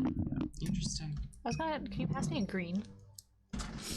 Or the whole thing. So some stuff might fall over off the not to worry. Move the puzzle that we solved deftly out of the way. Oh my god, we solved that puzzle so hard. I would We like to figured say out that the puzzle to Alana open a solved that thing puzzle? is. Oh yeah. Oh, it was all you for sure. Thank you. Yeah. That was Whoa. Matt, head, don't sit up. Watch it. Yeah. I'm gonna get decapitated. Okay, now you can sit up. I'm cool. Like a 90s. Somebody on the other side of the table. No, we were too busy in awe Just going, whether or not you were gonna. All right, I got this side. We were waiting for you to decapitate Matt. Yeah. On his So birthday. Billy, Yeah, a birthday decapitation. Yeah. you are presumably this because this is going right behind you. You are presumably somewhere in this little L shape right there, Billy. Okay. And everybody else can place themselves wherever they would like to be. I'm up in the... Keeping in mind, Cheshire, Am I on this you're the floor? only one kind of locked. You're in one of the corners of these like exterior walls. Which floor am I on? You're on the ground, so you are Up here. Let's make this Here. easier. Where are we? Where am I? Deep, important questions. This floor? Yeah. Oh, there's a floor. Oh, yeah. Where am Okay. I? It's just like. And where am I? So you were allowed and to why stand up am and, I? like, I just look wanna- over if you want. So I'm like along the edge here. Yeah, so you were like right along the edge in here, and you were like pulling. There's like right here this little symbol. Where are the? Oh yeah, like And there's like a floor that is like a little bit more of a floor than that. This picture. Okay, and then the symbol is up on the top floor here. The mirror that you just knocked off yeah, the is up on the top floor. Cool. You can't find yet the other symbol, and so that tells you with that check, it is almost certainly not visible from where you are. so we're like just camping around. Yeah. It can be anywhere, literally anywhere within the walls. Cheshire. That is that light that is right behind Billy. Oh, behind Billy. So yeah. I was imagining like little firefly. It is a little firefly in the middle of the sort of head portion of this. and Ori is like, See? yay? On the second Yeah, floor somewhere. I'm like Yay? up here, but I'm just gonna put myself here Here. because I'm gonna continue I'm to like, crinkle. sleeping next to you short. because you're my best bud. Oh, it's like Oh, wow. tight. If I put it in I like it. Oh, wait, but there. If you need a more narrow one, you need a more narrow one. You can break it. just throw it on the ground. If I need a more narrow one, fuck this one. We were saying wait because it was Cheshire's figure is in there. And so Good. of it. Crush Cheshire. So in this sort of moment, as you're like slow motion turning around and you see, oh, let me get everything else. I'm sorry. Oh, what? I'm This is all thanks to Ori's natural 20. You would be seeing nothing right now. However, Thank you, natural 20. you're getting to start. coming in when it counts. I just. All the hidden enemies with my eye for detail. Oh, little guys. These are, in fact, Matt, will-o-wisps. Ah, see, Ori knows some stuff. I think it's more that Matt knows some stuff. And by And he got extension, Ori does. It's like he read Feywild a good thing. Creatures 101 and 102, but really like just the day before the exam. You really, you were, you Like, took the Front to back. you took Cliff Notes as a patron. Yeah. Cliff is my patron. The best. So in this moment, you can see these four lights that are converging every time that they blink, a little bit closer and a little bit closer. This big light right behind Billy, the one that seemed for you, this is the one that seemed to like swim away. Ori, with that natural 20, you see the light fade, but this dark kind of orb float around through the mist and then begin to crackle and rematerialize. And why doesn't everybody go ahead and roll for initiative? Can I? You know what? This is a great place to take a break. Yes, it And is. so because it is 8:30, we're going to step away for a quick break. It is 8:34. We're going to jump into combat when we get back at 8:45. We'll see you then.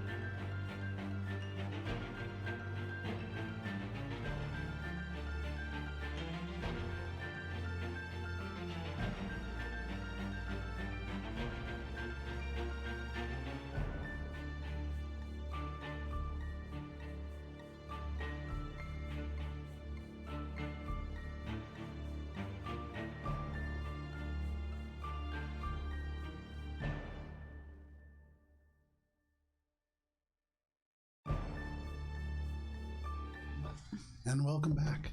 Thank you for sticking with us through the break if you did. Why don't we go ahead and roll for initiative? Oh, you got the music back up. Yeah, I did. Well, like probably 20 minutes I into the definitely session. wasn't, yeah. I was going fast and furious over here, let me tell you. That makes me so I anxious. saw a battery at one point. I was like, oh, Ooh. heads over there. Okay, you guys got lucky for one, not lucky for one. Ooh. All right, anybody natural 20? Easy come, easy go. All right, 25 to 20? 21. 21 for Cheshire, 20. 20 for Billy. Anybody, hang on 1 second, I'm thinking faster than I write. Anybody 20 to 15? Oh, I love that. 15 to 10. What? Wow. So happy. 10 to 5. 7. What? 9 for Minka, 8 for Ori, 97, wow. and then 7 for Alina. Is Petal out? No, I haven't had an opportunity to resummon Petal yet. So sad. Okay, well, still most of your party. This is how it works out. So Cheshire is asleep.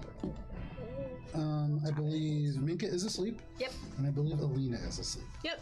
And so to start your turns, what we're going to do for this is we'll make perception checks. And that way you will at least get a turn if you Can I make it. free action shout to get them to wake up? Nope. But on your turn, you can free action shout to wake them up. Absolutely. So we're starting with Cheshire. Cheshire, please make a perception check.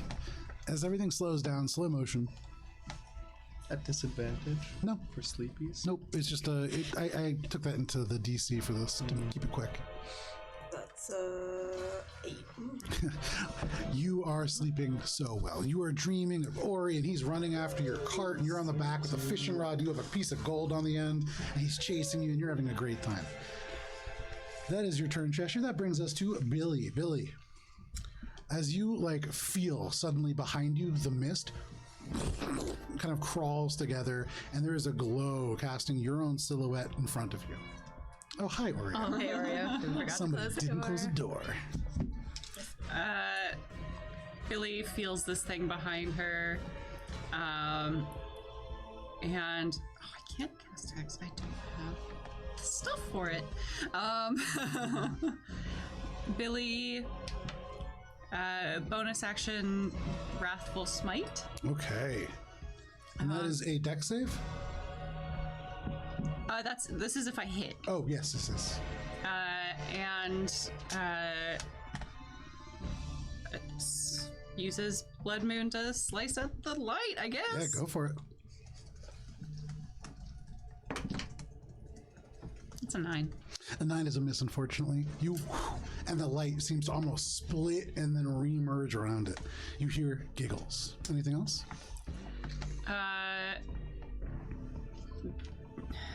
Billy's gonna bonus action shout, "There's ghosts!" Actually, will-o'-the-wisps. Directly in front of you, suddenly, this weird kind of jumbling. It's in times almost like a liquid, like gelatin, and other times you see it kind of, and it's like steam in places. But you see for a moment it becomes like steam, and it vibrates, and you see strings of the slime, and you hear this parody of your voice that just goes, "It's ghost," and it's like this kind of like raspy, almost like a parrot that is speaking it through these strings of phlegm and slime. But that is your turn, Billy. That brings us to they're gonna hold their action. That brings us to Minka. Minka, what would you like to do? Or you're on deck. Am I awake? Go ahead and make a perception check. Ooh, I'm going to guess I'm awake because that is a 20. Yes, you are Something. awake. You Nice. wake up 26. as you hear like giggling, and you are like ghosts, and you look around and you see like flashing lights moving through the mist, and you see this big spooky looking thing directly behind Billy, who is right above you. What would you like to do? Oh, ghost! You're just gonna reach out and shocking grasp the ghost. Yeah, go ahead and make an attack roll.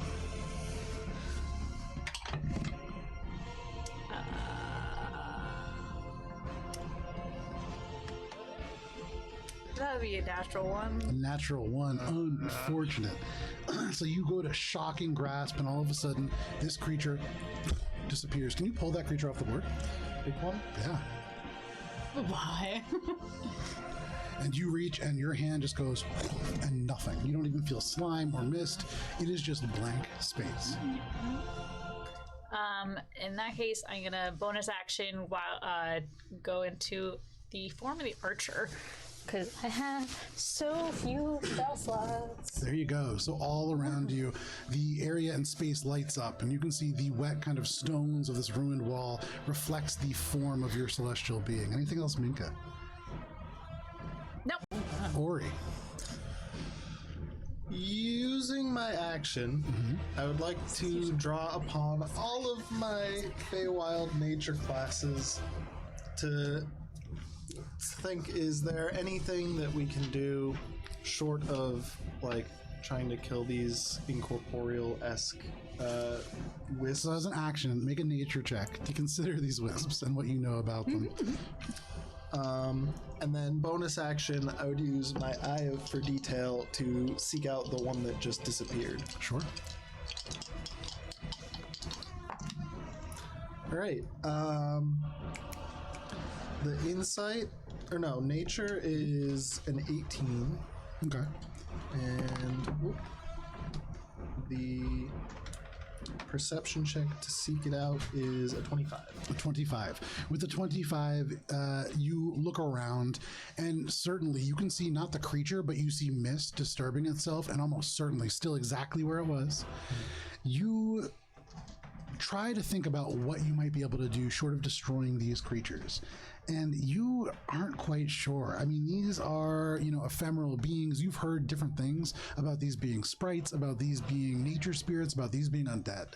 And so depending on which of those is true, it would really inform your decision. Although you imagine as you watch Mika just whiff that grab, grabbing them is not the most effective solution. Free action, I'm going to shout out, it's still right there!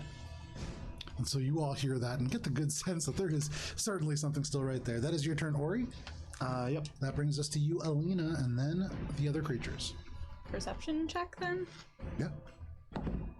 Natural 20. Natural 20? 23. Okay. So you bolt awake.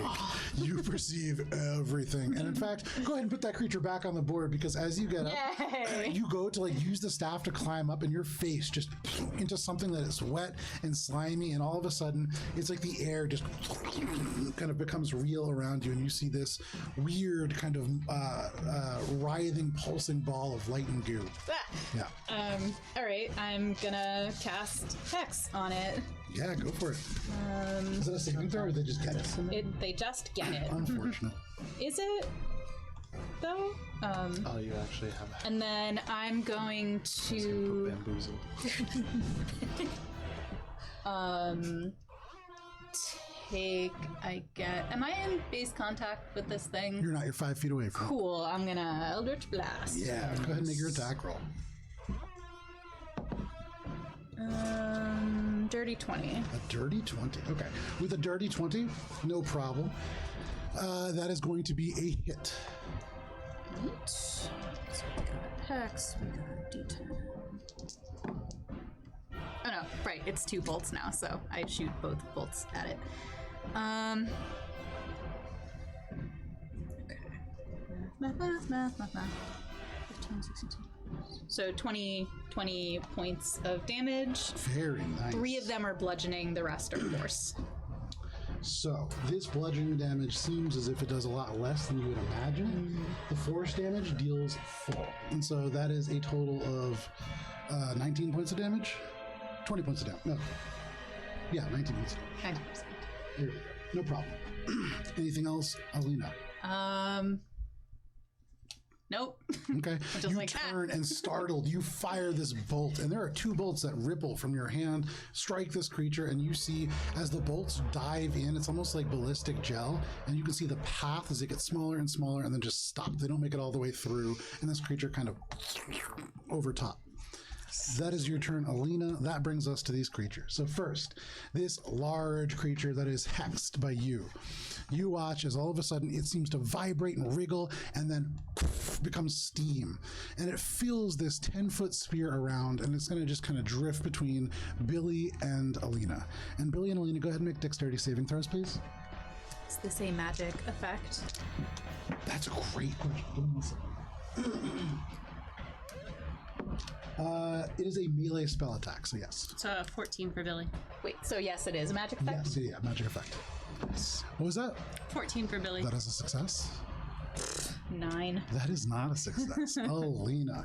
As this becomes steam around you, you begin to cough, and choke, and gasp, and you begin to take some poison damage. No. 1 second Keep here. that for me. Yeah, me too. Actually, I have this for this kind. The concentrate. You take 10 points of poison damage as this begins to seep into your throat and nose, and almost at once, right around you, it becomes this like semi-solid, and you have to cough this gelatin up from your lungs, and it tastes like sulfur. But you cough it out. That is its turn as it just appears now. It's actually it's gonna end its turn. Concentration is a... Basically, it's gonna end its turn. We're okay. Right on the other side here. Super easy. If you could slide the hex back on, no problem. And then the wisps. So these wisps, the one nearest you, Hannah, and the one nearest you, Matt, just become invisible. And so those two all of a sudden just vanish. And I'll give you some invisible things. You can put those on there. Thank you. Thank you. The other two, one is on the other side. That is going to disappear and then reappear right next to Alina. Yep, right in front of Alina. Yeah, right there. And then the one... Alina's dead. Yeah, punches her. Everybody knows if you fall over, you die in real life. This one disappears and then reappears right next to Minka. No. And so as these appear, all of a sudden, Alina, you hear this giggle, and then there is a bolt of light. Ooh. And you watch as it streaks by you and seems to almost strike the other creature. Luckily, that other creature immune to this kind of damage. But natural 1. The other wisp that just appears right in front of you, Minka, you hear, look, a stone. And then all of a sudden, there is a of lightning that streaks out. Does a 14 hit? A 14 does not hit. Oh, okay. And so as it crackles through, very similar to your shocking grasp as this, there is a kind of jolt of electricity that travels outwards but doesn't quite reach you as you pull back. But that is those two. That is, oh, actually. And then, Minka, the one that is near you is going to fly through you, passing through your body, and then is going to pull out through that window and end up on the other side. This would provoke an attack of opportunity from Billy and from Minka. Whack with a sickle. Yeah, go for it. I'm gonna guess that's a no with a 10. That is a miss. Similarly? That is a miss. So, and as you strike it, it's like your weapons pass through it. It into like dust before reconstituting, and then you just hear giggling as it travels off and through the wall. But that is their turn. That does bring us to the top of the initiative. Cheshire, go ahead and make your perception check. 30-20. Dirty 20. You bolt awake as you hear giggling. You hear there is like trouble happening all around you. All of a sudden, you hear an eldritch blast go off. What would you like to do? We couldn't wait for this until... And then kind of stand up, but like crouched in a corner and like try to get a visualized sense of what's going on. Yeah, sure. Make a perception check. 17. With a 17, you can see there are multiple of these kind of will-o'-the-wisps, although as Minka into the celestial archer form, this glowing light dashed across the mist makes it kind of hard to tell where they are. With the 20, you can see 2, and you are aware that there are more, but not exactly where they are. Okay.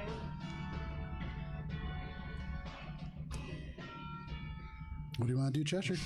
The natural enemy. Will-o'-wisps. I'm gonna hold it. Okay. So if you're holding an action, what are you holding it for? Many natural enemies. Holding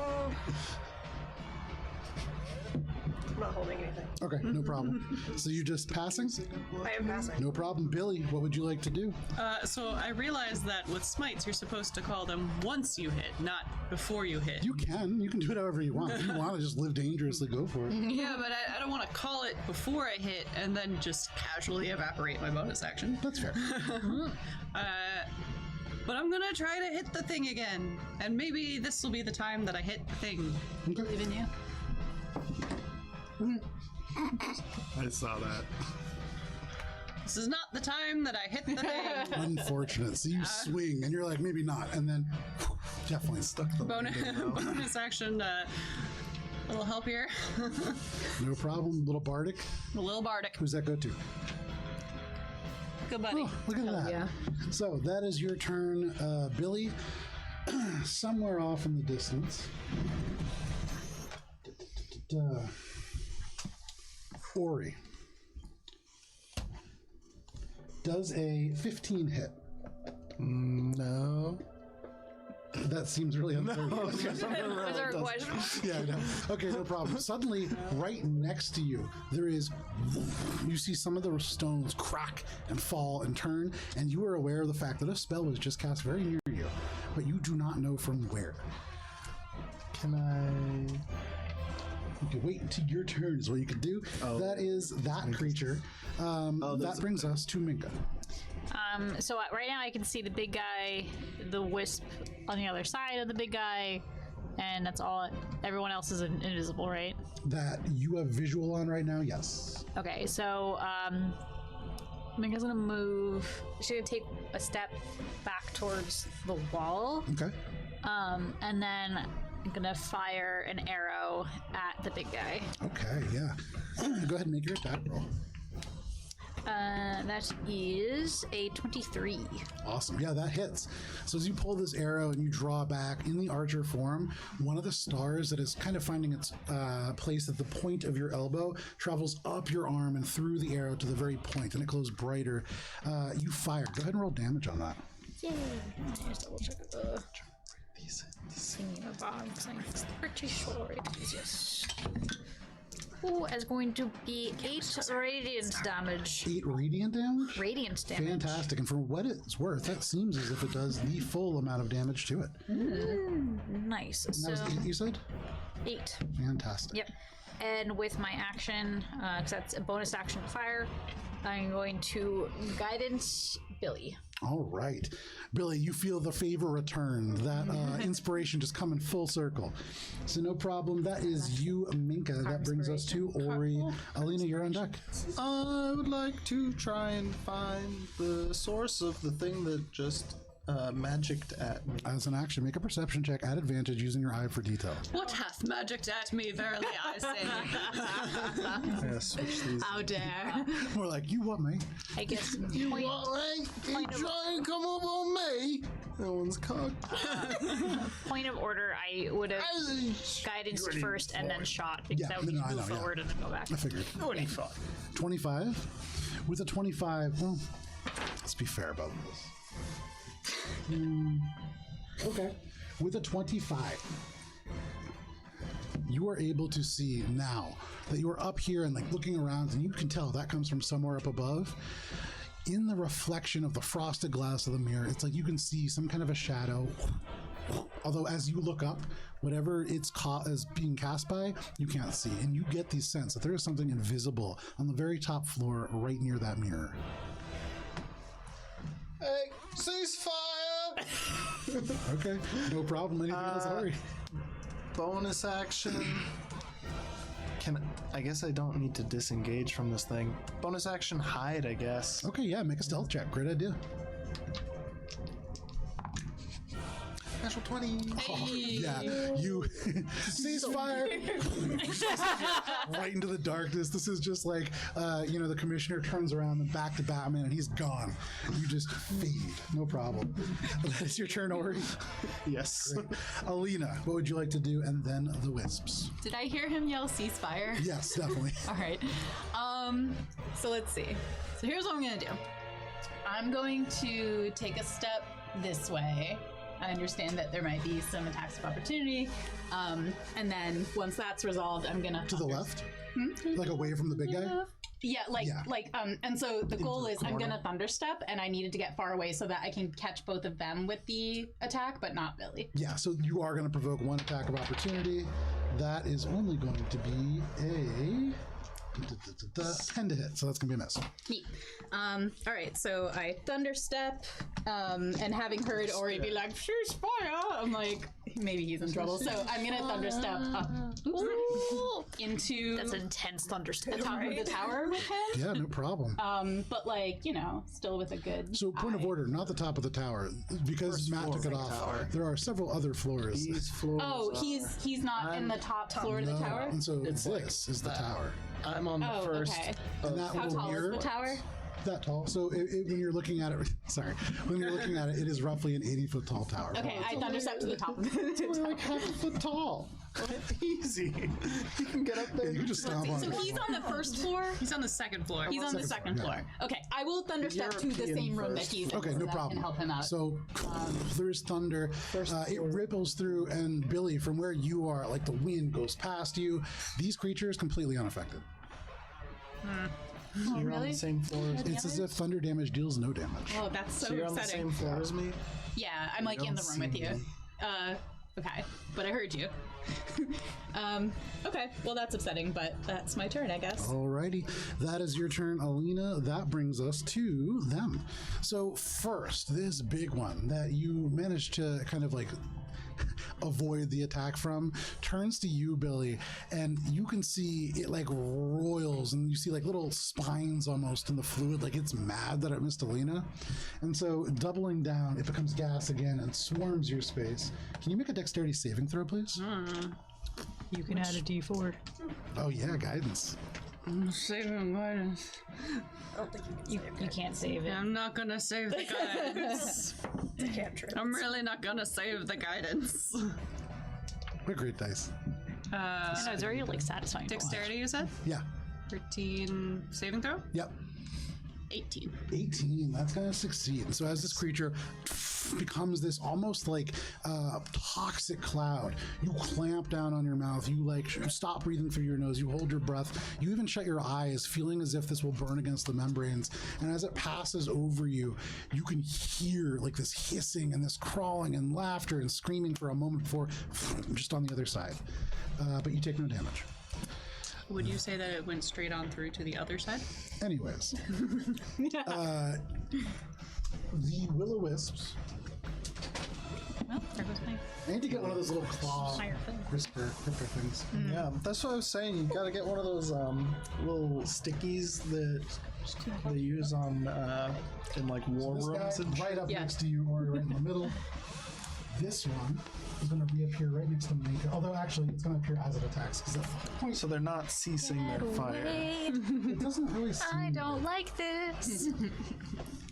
So he's up there. Yeah. Okay. So, Ori, first one appears Cheshire, wake right up. in front of you, and as it does, it's Up here? yeah. She's awake. She's just observing. And you as just the- hear, as one "Cease does when fire." they are awake.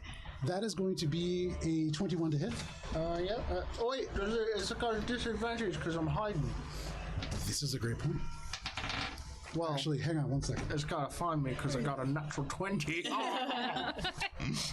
So, actual point of order, Alina, you see this appears, this glowing orb that kind of drifts and dances and laughs, and then it says, "Cease fire," and then shocks the wall, and nothing else. The stone just kind of crumbles down. But yeah, it doesn't seem to be able to find Ori. The one that is near you, Billy, is going to try to shock you. That is a natural 20. Where are my d8s? Sorry, d8s for some reason, like my eyes don't see appropriately. Do you need a D? Let's roll one. Oh, almost max damage. So that is going to be 30 points of lightning damage. Oh. Is Billy's still alive? Billy's still up. Very nice. And so this Danish figure man. just crackles and just absolutely shifts and pulls. And Billy, in this moment, as this massive amounts of damage like rolls over you and the lightning crackles through you, you realize this isn't just damage. This orb grows a little brighter and a little brighter, and it is pulling the life force from you. And in a moment, Billy, you remember one of the reasons that you would travel through here with people is because when these kill somebody, they die. So, Don't love that. That is that wisp. When Billy feels that attack, Yeah. Billy has that memory of like people dying. It's like, I've given you enough. You don't need this one. And that's Hellish Rebuke. Okay. Dexterity saving throw, please. That is a pretty good 21. Yeah. Okay. So But you do take half damage. there you go. This is why we read our spells. Fire. Okay. Fire! That's fire. Fire, Vigil. 4, 13, 20 points of fire damage. Doesn't seem to do quite as much as you want. However, still does some damage. As you like cast Hellish Rebuke, there is this fire that crawls across it, and you just hear, "Hey!" So it's 20, half to 10, half to 5. Half to 5, I'm guessing. Why double half? Oh, because half. Yes. Thank you. Quartered. Halved and then Every little bit counts. It really does. So thank you so much for that. That is your Hellish Rebuke. Minka, the two that are on either side of you. So first, the one that's invisible all of a sudden just shocks you, and that does come at advantage, because it is invisible. And I rolled a 4 and an 8, so that's going to be that's a 12 to hit. No. Yeah. So that one appears and just a shock. In this celestial form of the archer, you're able to like duck underneath. The stars seem to almost like throw it off as it tries to strike at the radiant elements. The one on the other side of you, instead of attacking, just invisible. And so can you just flip the invisibility onto the one on the other side? Fantastic. That is all of the Will of the Wisps. And that brings us to the top of the order, Cheshire. What would you like to do? Kind of I think there's one watching next this to me unfold. on the other side. Oh, so there's. Yes. No. I'm going to cast There's no Fairy way you Fire could have seen it. Okay. in an area to catch the largest number of enemies. So at the moment, you can see 3 of them that are kind of oriented around Billy. 1 big one and 2 small ones, although one is really close to Minka. What is the area of Fairy Fire? It is 20-foot cube. 3-foot cube. Used to be cube. 20 feet of cube. Yes. Indeed. You can certainly get. You can get all 3. Well, You can so get a technically hearty you cube. can't see the one near Minka. I would say you can get. About a You can cube's get these worth. 3, and then that one's probably also going to get hit as well. Perfect. Although you don't see that one. Any creature in the area where the spell is cast is also outlined in light. If it fails, a dexterity saving throw, so everybody in that cube needs to make a dexterity save. I'm not in the cube. Right. Yay. I guess I can make a dexterity 16. Blue spell. 5. I'm glowing again. I'm extra glowing. Minka, you're simply glowing.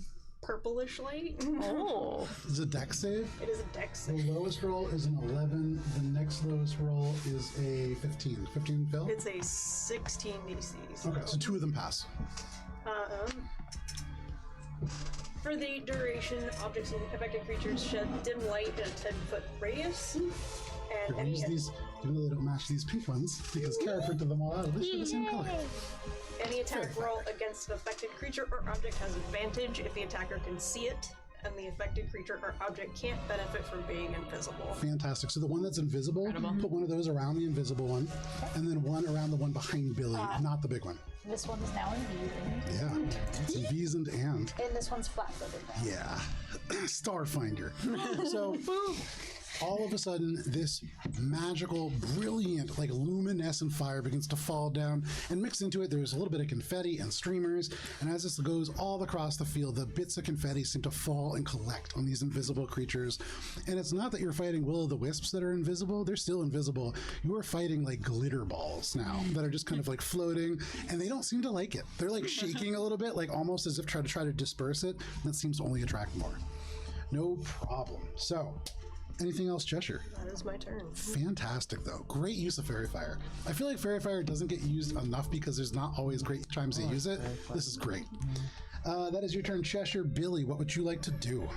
Well, there's like I have to make a concentration check because I've been holding on to smite this whole time because I called it. I think Minka is before the fuckery. So it's 14, and I took 30 points of damage, so that doesn't make it.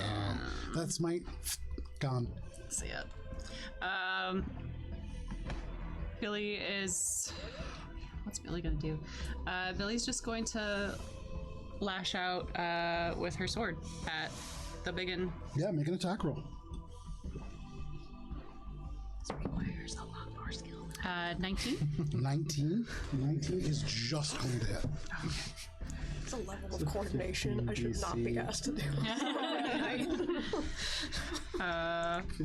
Cool, does I remember what the sword hits with? It's in here somewhere. What was the question? Blade? What damage do? Damage forgot. Help. I don't know how to help you. I'm going to guess an 8. It is not an 8, but thank you for that very optimistic. A 6? D6. There we go. It's not an 8. D6 is a short sword. Ouch. It's a 6. What do we say? Every little bit counts. And so, what kind of, that's 6 slashing? Mm-hmm. That's magical, right? Mm-hmm. Alrighty. Seems to do the full amount of damage. For what it's worth. That is your turn, Billy? Yeah. Alrighty. So, Ori, you yell out, ceasefire, because that seems like a great idea. And in that moment, you just hear, no, you cease fire. And suddenly, you feel this creeping, crawling sensation in your heart that goes up your throat. She found me? Go ahead and make an intelligence saving throw. That particular Who's she? seems. Did I say she? I meant, Hey. Oh my god. What was that? It was a 1. No. So, Oh. you feel this sensation sinking in, and you are cursed, my friend. I have cursed over here. Oh, okay. Yeah, this ain't my first rodeo, I was baby. faster than you. No. Is that one literally said curse? Yes, it does. I found them. I had them in the bottom of a like miniature spare parts bag. I have a couple other random ones as well. Sorry. Cool. Yeah. When you started bringing out rings, I was like, I know that WowBot 3D sent me some before, and like I need to find them. So thank you for inspiring that. We have cursed. I didn't even start fire. How can I cease what I haven't started? And it's going to be really easy because this curse is called the Curse of the Idle Mind. And for the next minute, you can make a wisdom saving throw at the start of your turn. But if you fail, you spend that turn doing nothing. Well, that's actually pretty... On brand. Ori, it's like you're getting high again. It's like this like feeling re-induced, and you kind of feel like you're fading in and out a little bit. It's not pleasant. Net neutral for me. Net neutral. So that is true. While you are cursed, just so you are aware, I already told you what happens. Yeah. Cool. That is that's turn, and that is going to bring us to Minka. So, realizing I'm surrounded, I'm gonna take a step. I'm pretty sure I'm right because I haven't changed it. But it's Cheshire, Billy, something, then Minka, then Ori, then Alina. Okay. Right? I'm going to. It's what I've been going. I'm gonna step towards Billy. Okay. So I'll stay in range of one, but leave the range of the other. Yep, and that does provoke an attack of opportunity. Yep. You feel the shock from behind you, though maybe not. That is going to be a 14 to hit. Nope. Yeah. I'm going to cast Cure Wounds on Billy. Thank you. And then that is a D.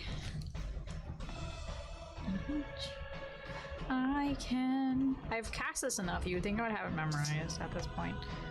After like a year or two in, then you'll kind of like start to remember the spells that you're just starting to not use anymore. Right. Because you have access to higher level spells.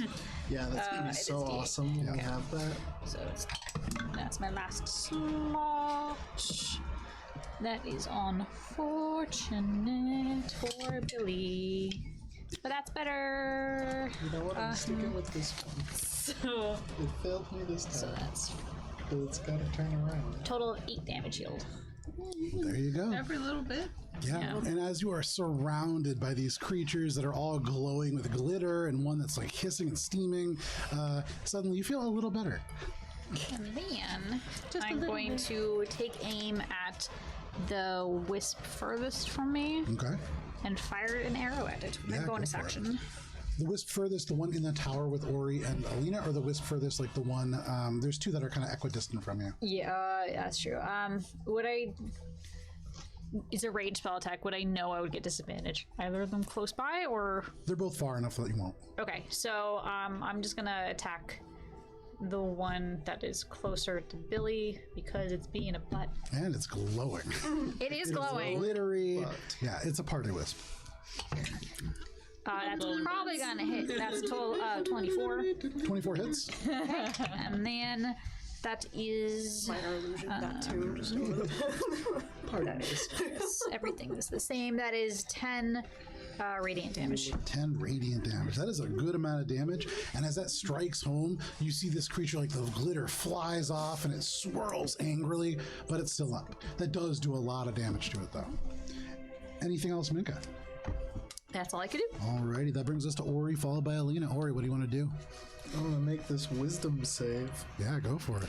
Is it against being charmed by any chance? This is not. This is a curse. Oh, right. Charms are not curses. No. Wisdom save. Charms are nice curses. 16? A 16 will be a success. Ah! And so as you kind of snap out of it, you recognize, like, you can't just sit here wandering around. Like, you got to do something. You're fighting. And so go ahead. What do you want to do? I would like to free action be like, look out on the top floor. And then climbing out the window and trying to make my way up to the next floor. Not going all the way up, just to the next floor, because, you know, I don't want to get caught moving. Make an athletics check. And then go ahead and add the next floor in.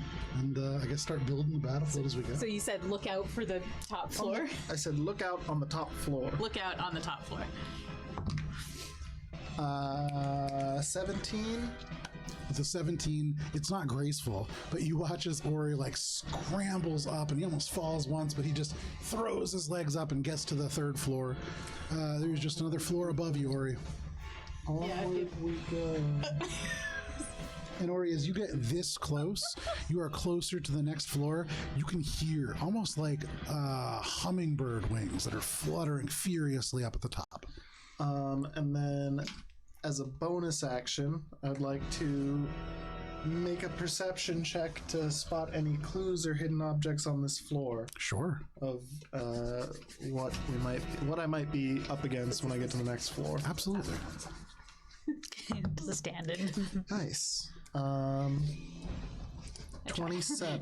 With a 27, suddenly as you like look around, you throw yourself up and you climb to your feet. You can see on the pillar that is the corner pillar still intact, a similar kind of glow in this fog and steam, another kind of sigil in Sylvan, the other half of these two that you saw before, or the one that you saw before. So they're like two halves of the same thing. Sort of. They're just on two different floors, one like right on top of the other. Okay, but it doesn't look like one should go to the other location to full. No, these are like inscribed into the wall. Okay. Putting both of them together, can I understand what their meaning or purpose is? On your next turn, if you want to make an Arcana check, you certainly can. Anything That's it else? for me then. Alrighty, Ori, that is your turn. You get up there. You see stuff. Alina, what would you like to do? Okay, did Ori I? shouts out, "There's something on the top floor. Or look out on the top floor." I guess I'll follow him up there. He seems to. Did I hear the no you whatever it was, no you stand down or whatever? The ceasefire. Yeah, no you ceasefire. Did I hear that? Almost certainly not. Okay. Yeah. But okay, seems like he wants me to follow him up there, so I guess I'll go up there. Yeah, sure. Make an athletics check. You kind of bunch your legs, getting ready to just pronk off of the nearest wall and up to the next I'm gonna floor. pronk. There's gonna be mirthful leaping happening here. Pronk so hard. Make a pronk check. Pronk so hard. Pronk checks. 12. 12. You kind of go and you pronk, and your hooves just scrape on the wet stone, and you hop and you don't get up there. Oh, no. And then a little embarrassed, you like go and you walk and like pull a stone over, and you climb up and then you pop right up and get on top. You need a 12. I do that. Is there anything up here that I see? So Ori is up here, and as you get up here, Ori is looking at the wall, and you can maybe see like a disturbance around the wall there in the mist. Okay, but no enemies right this second that I can see up here? No, there's one more floor above you, and that's the one that Ori really seemed to be motioning towards. So out the window then, I'm gonna shoot Eldritch Blast, and a pair of Eldritch Blast at the big guy. Hell yeah, do it. So he's not glowing, right? No. But he is hexed. Any of the glowing creatures you have advantage on. Yeah, I know, but he's already hexed and he's big. I should know this. Big stinker. He's a big stinker. 19 to hit? 19 hits. All right. 19 just hits. Oh, look at that. I was already glowing. It's fine. So sorry, I think I was doing this wrong. Do I have to roll an attack for each beam of the Yes. Okay, so that's my bad. I did that wrong before, so that's gonna be 15 points of damage, 3 of which are bludgeoning, and then I will roll for the second one. Dirty 20, and that's gonna be 13 points of damage. Okay, hang on 1 second. Gotta do math, and I'm not good at it. The second one was 14? What? Second one was 14? I said it. Yeah, 13. Sorry, 13. That makes sense. Okay. And all of that is force. So as you cast this from the top, from the third floor, and this Eldritch Blast streaks across the sky, the mist swirling around it, it strikes this creature, and it hisses. And Billy, right next to you, it's like 8 or 9 rattlesnakes that are just going off, and then suddenly it becomes steam, and then it goes back to goo, and then for a moment it becomes almost like a humanoid solid before becoming this gelatin-like creature again. But it's beginning to look pretty hurt. It is not in great shape. Anything else, Alina? That's it. Alrighty, Alina, that is your turn. That brings us to their turn. So this creature, really hurt and right in front of you, Billy, is going to lash out at you. That is only going to be a 10 to hit. Thank God. And so that is its attack. It seems, for what it's worth, to be unable. As it like rattles and writhes, it cannot become that steam anymore, almost like there's not enough of it left. But the other, the Will-o'-the-Wisps, there are 3 of them that are immediately in range, and then there's one that's right next to, right below Ori. Ori, suddenly from the floor, it drifts through the actual stone. Now right in front of you, you just hear, "Hey!" And this is going to strike at you. That is a natural 1. And so it strikes out at you, and you kind of turn to the side, it hits this rune, and it's like this magic, not meant to like protect anything or anything like that, but these 2 points of magic just perfectly opposite, and it just fires straight back. And you just see this zap, and unfortunately, this creature immune to its own damage, but it takes the full brunt of it for 0. That is that creature. The ones that are all around you, Minka, this glowing person who is firing these glowing arrows, you're going to be taking 3 attacks. Oh boy. And those are at advantage. Are you are She also is glowing. Oh, lovely. Okay, let me do this in pairs. So God. the first Look at one, that smile. 19 to hit? Tina's I can having hit fun. I thought you were being like 19 to hit, moderately helpful. Yeah. I am being moderately helpful. 14 does not hit. Some of the things are definitely helpful. so you do at take best. 2 of those hits. Yep. Which is going to be a total of 12 points of lightning damage. Who has it Let the rest worse? of them go invisible. 13 points of lightning damage. Oh no, It doesn't do as much damage as you thought it would. Look at that. And so, Minka, as this tries to shock you, it doesn't seem, it's like you two casting very similar amounts of magic at it. And so not quite landing. But that is all of the wisps. That brings us to the top of the order, Cheshire. What would you like to do? Followed by Billy. Keep your shit together. And casting Healing Word at 2nd level for Billy. Nice. Very nice.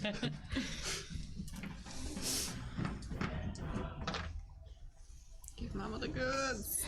That's 10.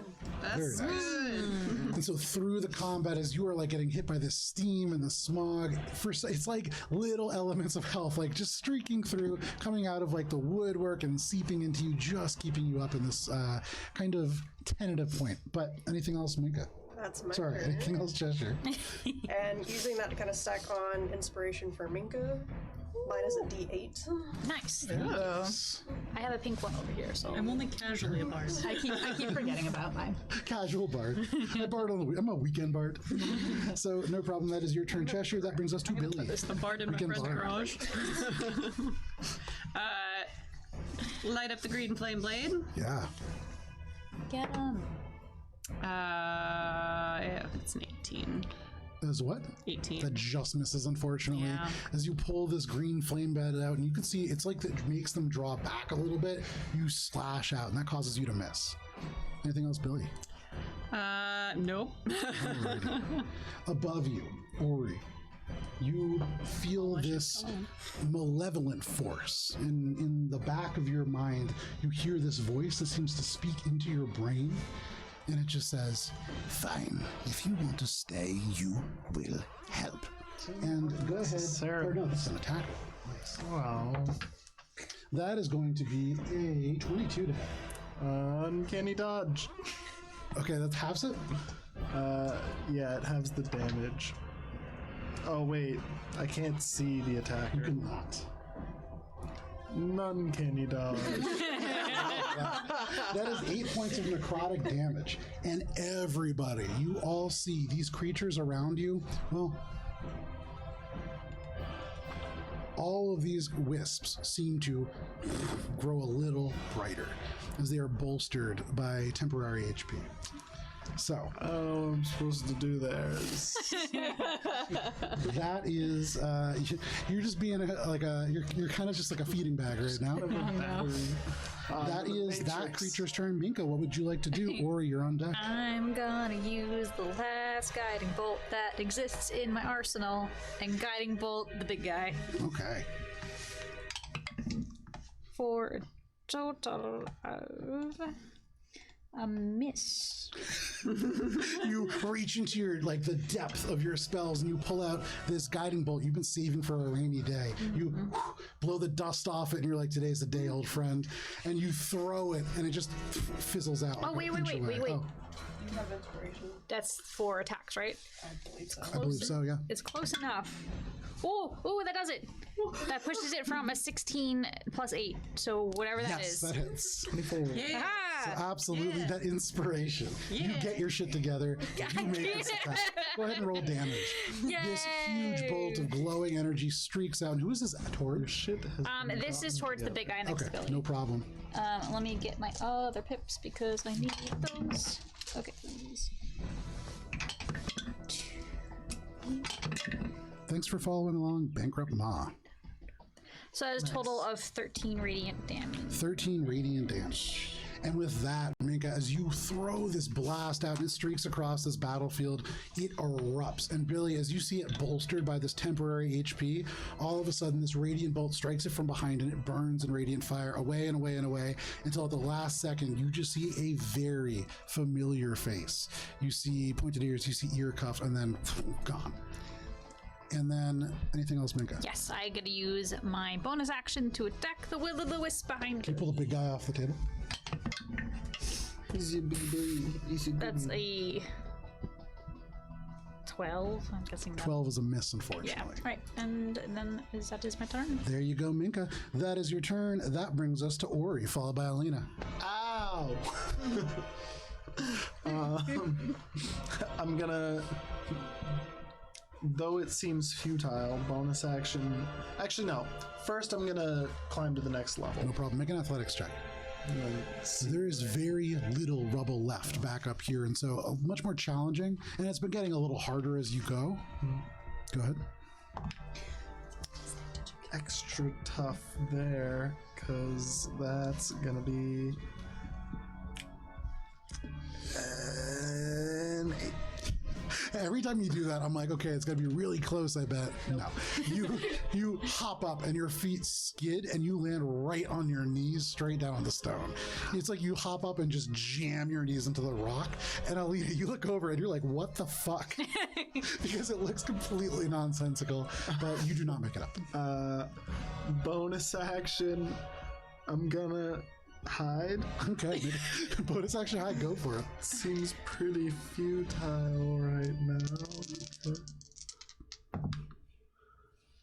Yeah, I can't hide from anything. 'Cause no. that's a 14. With the 14, I mean, you feel as hidden as you can in this open floor. It's actually a 13. Hey, look at that. So you feel not that hidden. You feel pretty exposed, and you look up and Alina's like 5 feet away from you, so hard to be super hidden. But yeah, that is your turn, Ori. Super useful. Alina, what would you like to do? You see Ori be super useful next to you. Like, what the fuck, man? It's slippery. Okay. Well, I guess I'm gonna try to climb up there because Make an athletics check, yeah. Hit by something necrotic. 3. The pronk is not with you. You jump up and you're like, what the fuck? And you poof, right next to Ori. And both of you now like on your knees in the stone. You hear this faint from the top floor. Okay.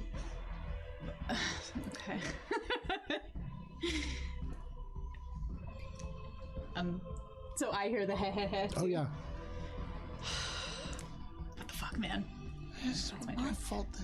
That is your turn. Yeah. That brings us to the wisps. So this large one now gone. There are only 3 remaining. The one, they can't become invisible. So, Minka, you're taking 2 attacks. Billy, you are taking 1. And then I believe there is one more that is next to you, Ori. And that is going to take the final attack. So first, Billy, you are taking the very first. That is only going to be a 12 to hit. Nope. The next one against you, Minka, that is going to be a 17 to hit. It hits. All right, and the second one against you is going to only be an 11. Does not hit. So you are taking 2 points of lightning damage, and it doesn't do as much as I want. I already know. No. And so there's just like static electricity. It's like touching a doorknob in the cold. And so nothing for you.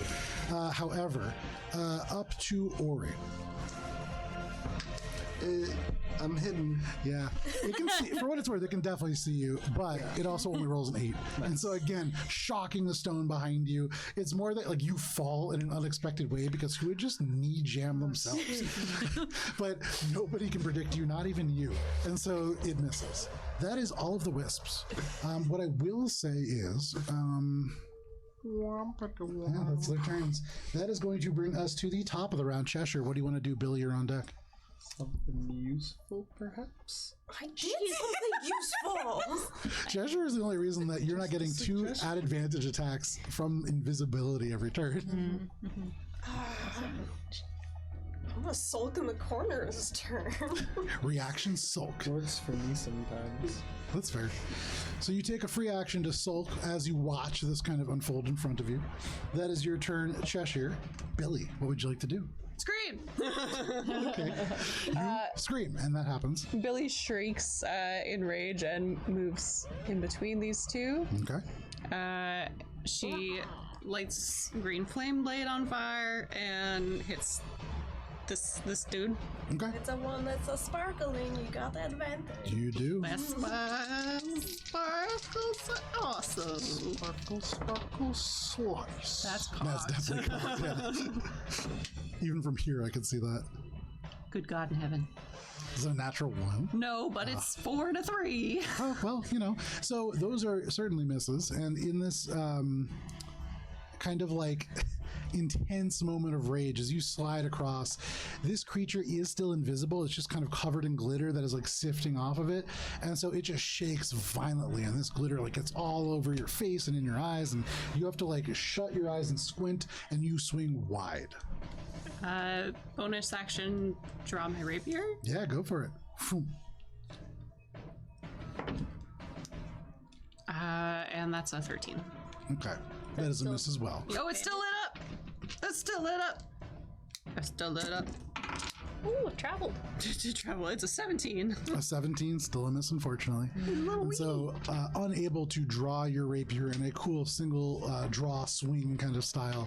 Gets a little jammed, and you have to like fully draw it out. But no problem. That is your turn, Billy. Yeah. All right, that brings us to this creature. This creature is going to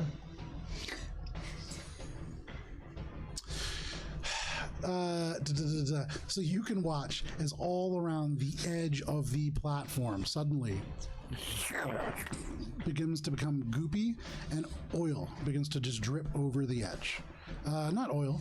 Ori, as this falls down to your feet, this is grease. And all over the edge of this, there is grease. Oil and grease are very different things.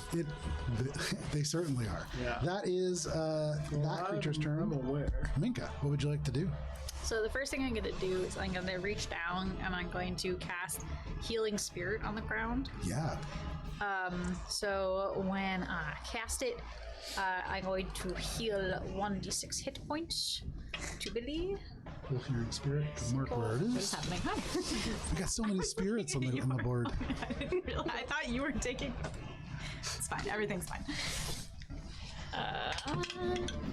So that is that, and then because I have the moon circle, that is a total of 4 points. That's exactly what I needed to get up to complete renewal of body and mind and strength. Then. Nice. Look at that. And then strong. I'm gonna Better.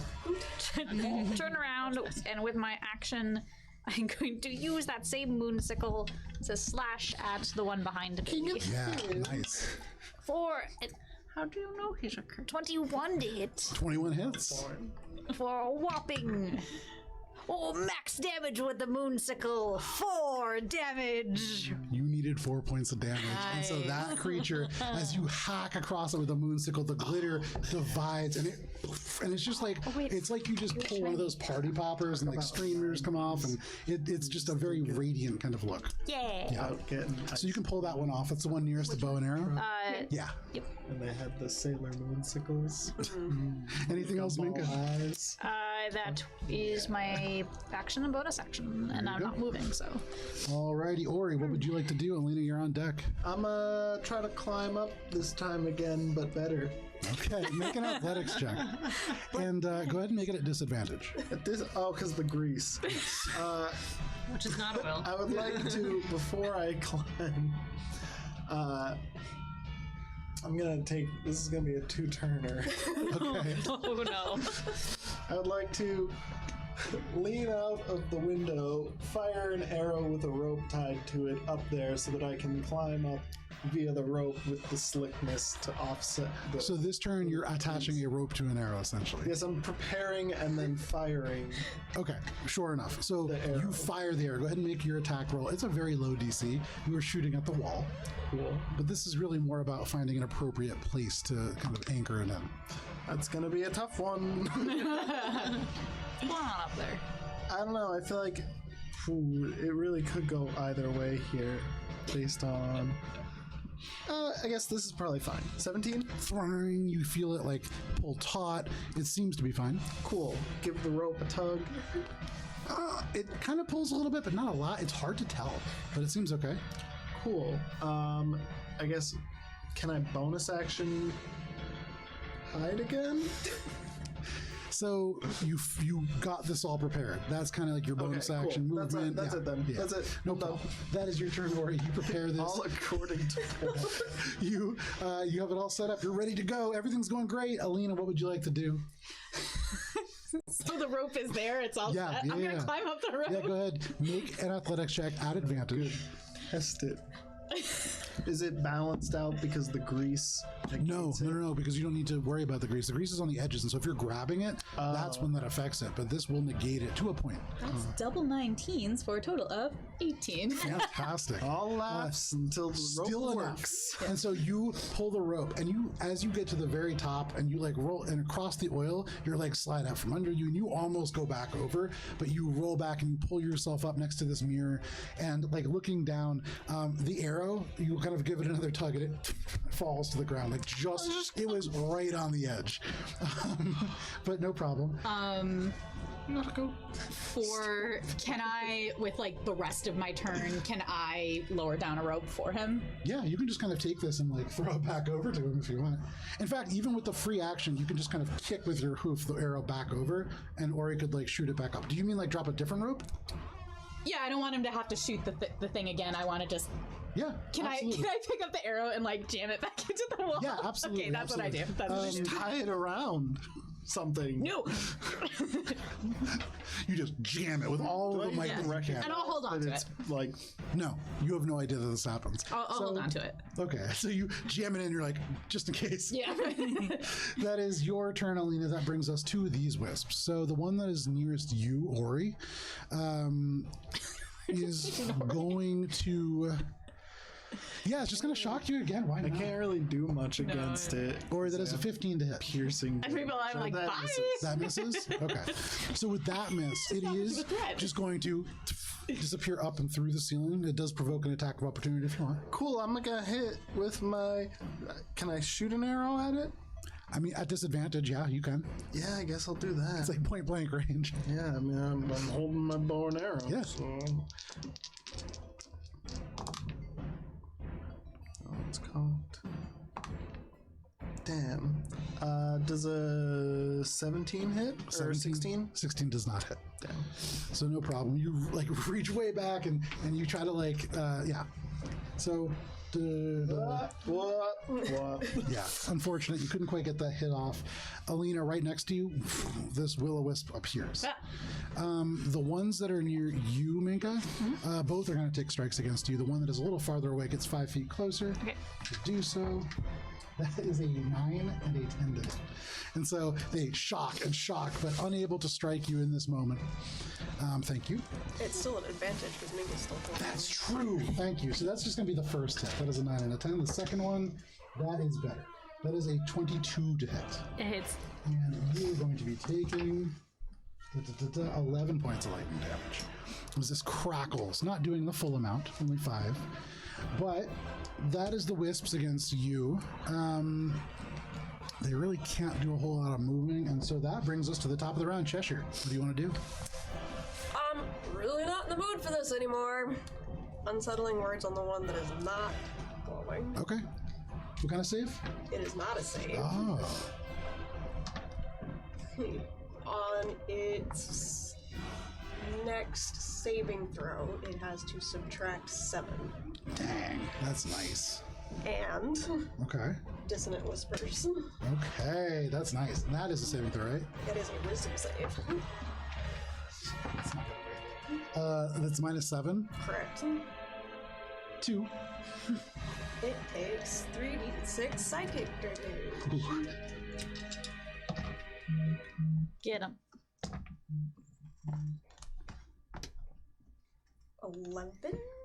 11 points of psychic damage. And for what it's worth, this seems to do the full amount. It streaks across, and this psychic damage seems to reverberate the spirit of this being.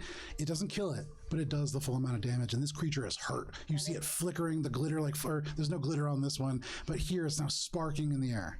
And must immediately use its reaction, if available, to move as far away as its speed allows away from me. Nice. And you are in the tower. Cool. So Minka, if you want, you can take an attack of opportunity as all of a sudden this creature just flies through the wall. No. And just goes 90 feet in the other direction. Oh, Just shit. flies through. You see it go through like stones and like elements of bushes and things like that, and then just out and away, and it's off the battlefield. Yeah, gone. Nice. That is my turn. Alrighty, that is your turn, Cheshire. Billy, what would you like to do? Aha! Billy's going to Cast Green Flame Blade again. All right. The blade ignites. And so now you, the healing spirit, and Minka all shedding different elements of light in the same space. It is getting bright. It's a lot of chaos happening over here. Like, for anywhere else in this dark plane, like, everybody can see. This is like an illumination. This is a beacon for probably miles around. Sweet Rager. Mouse would be proud. It's an 18. An 18 just misses. And so, very unfortunate. Anything else, Billy? Rapier! Yay! 23. 23 hits. Go ahead and roll damage on that. It's not gonna be a lot, but every bit counts. It does. Oh my god, As I we have say. advantage. It is glowing. Extra damage. Green Flame Blade doesn't hit. Rapier damage is gonna stand. Okay. Anything else, Billy? It's 7 points of piercing damage. Magical, right? Nope, not from the rapier. Piercing? Doesn't seem to do quite as much damage as you would hope. Regular Yeah, damage. piercing. Regular. Regular amount. Regular Good old piercing. Ori So- damage. That is your turn, Billy? Yep. Awesome. Up at the top row, or up on the top kind of floor, you hear this fluttering grow more and more agitated. And Billy probably sees. Billy? You mean Or me? Alina. this creature flutters for a little bit. And Ori, you get the sense that you're being looked at from above. And in this moment, all of a sudden, you see this little goo like appear and then right down towards you. And as it flies, it seems to almost catch fire, although acid instead of fire. Uncanny dodge. This is, I don't believe, something that you can uncanny dodge because you can't see the creature necessarily. Oh, It's more but of a is the flavor. attacker not? The attacker's not visible. No. Okay, the attacker's not. And the that's only a goo 10 itself. So. Oh, that misses. Oh wait, it's invisible. That's an advantage. So I rolled the exact same thing. So I 10 to hit. You dodge. Oop. The world's weirdest battle is happening on the second Yeah. floor of this And tower. from the like top floor of the tower. Damage has been dealt. Yeah. Except the 8 to me. And you speak Sylvan, right? Yeah. Okay. So from the top floor of the tower, you just hear, "You're here to do her dirty work, but I won't let you. I'll escape." And as a bonus action, you can hear this weird sensation, almost like what you would hear when you like take a, you know, the way that they used to make like thunder noises in the movies, those big things of metal that they would go back and forth. It's kind of like that sound. And then, and Is the presence gone? Hard to tell. I can't respond to her. you can definitely respond. You can say whatever you want. I'm not the boss of you. I That don't is that work for creature's turn. anyone. There you go. I That is work, that well, I creature's work for. turn. I don't work for whoever you're talking A about. little more than a free action there. Minka, what would you like to do? Followed by Ori. You can talk then. So, first, I will be healed. There you go. We work for Hearson, technically. Yes. And I then don't work for whoever she is that you're talking about. I am. So there's just the one left, right? It's not right. As far as you can tell. Okay. So within my vision, there's the one. Yep. So what I'm going to do is At some point in the past, whoever you were discussing. I'm going to attack it with the sickle. Okay. 20 to hit. A 20 just hits. Unlikely. Haha. For The case. 2 magical slashing damage. Alrighty. And then I'm going to take a step, 2 steps back, invoking attack of opportunity. Okay. Yeah, that'll definitely take it. Yep.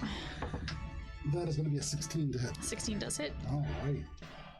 That is going to be 9 points of lightning damage, halved to 4.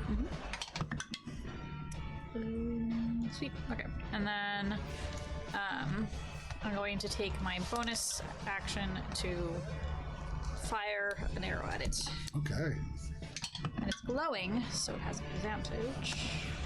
And Healing Spirit's so great. Okay, so it's 22 to hit. 22 hits. And then the last roll a total of 8 radiant damage. 8 radiant damage. Very nice. This creature, beginning with the glowing still happening. You rolled an advantage, right? Yes. Okay, yeah. Still definitely like glitter falling off it and cascading away these lights. It is beginning to look like it's beginning to lose its substance a little bit, and so it's starting to look kind of hurt. But that is your turn, Minka? Yep. Ori. Nobody's the boss of you except for Hearsome, except for several other people. What would you like to do? I have freed myself of those tapestries. No. I am going to attempt to climb my rope. Okay. Free action continued to say the things that I was saying. So suddenly you just hear like mumbling, and then Ori. Regardless of who you were talking about, I think that it is unlikely that I am employed by her currently. With Alina, who is steadying the rope, bonus action, you can make it up to the Bonus floor. action, Yep. nice.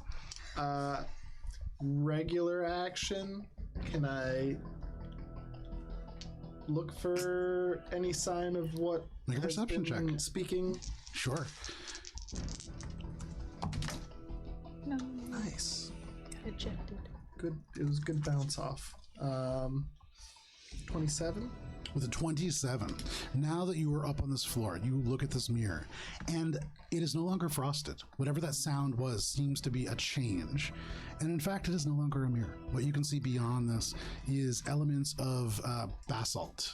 And you see dry grass, you see almost like ribs of this, and you see no sign of whatever was speaking before. So this basalt, is it through this mirror-like Yes. frame Yes. in a portal-like appendage? Very much like that.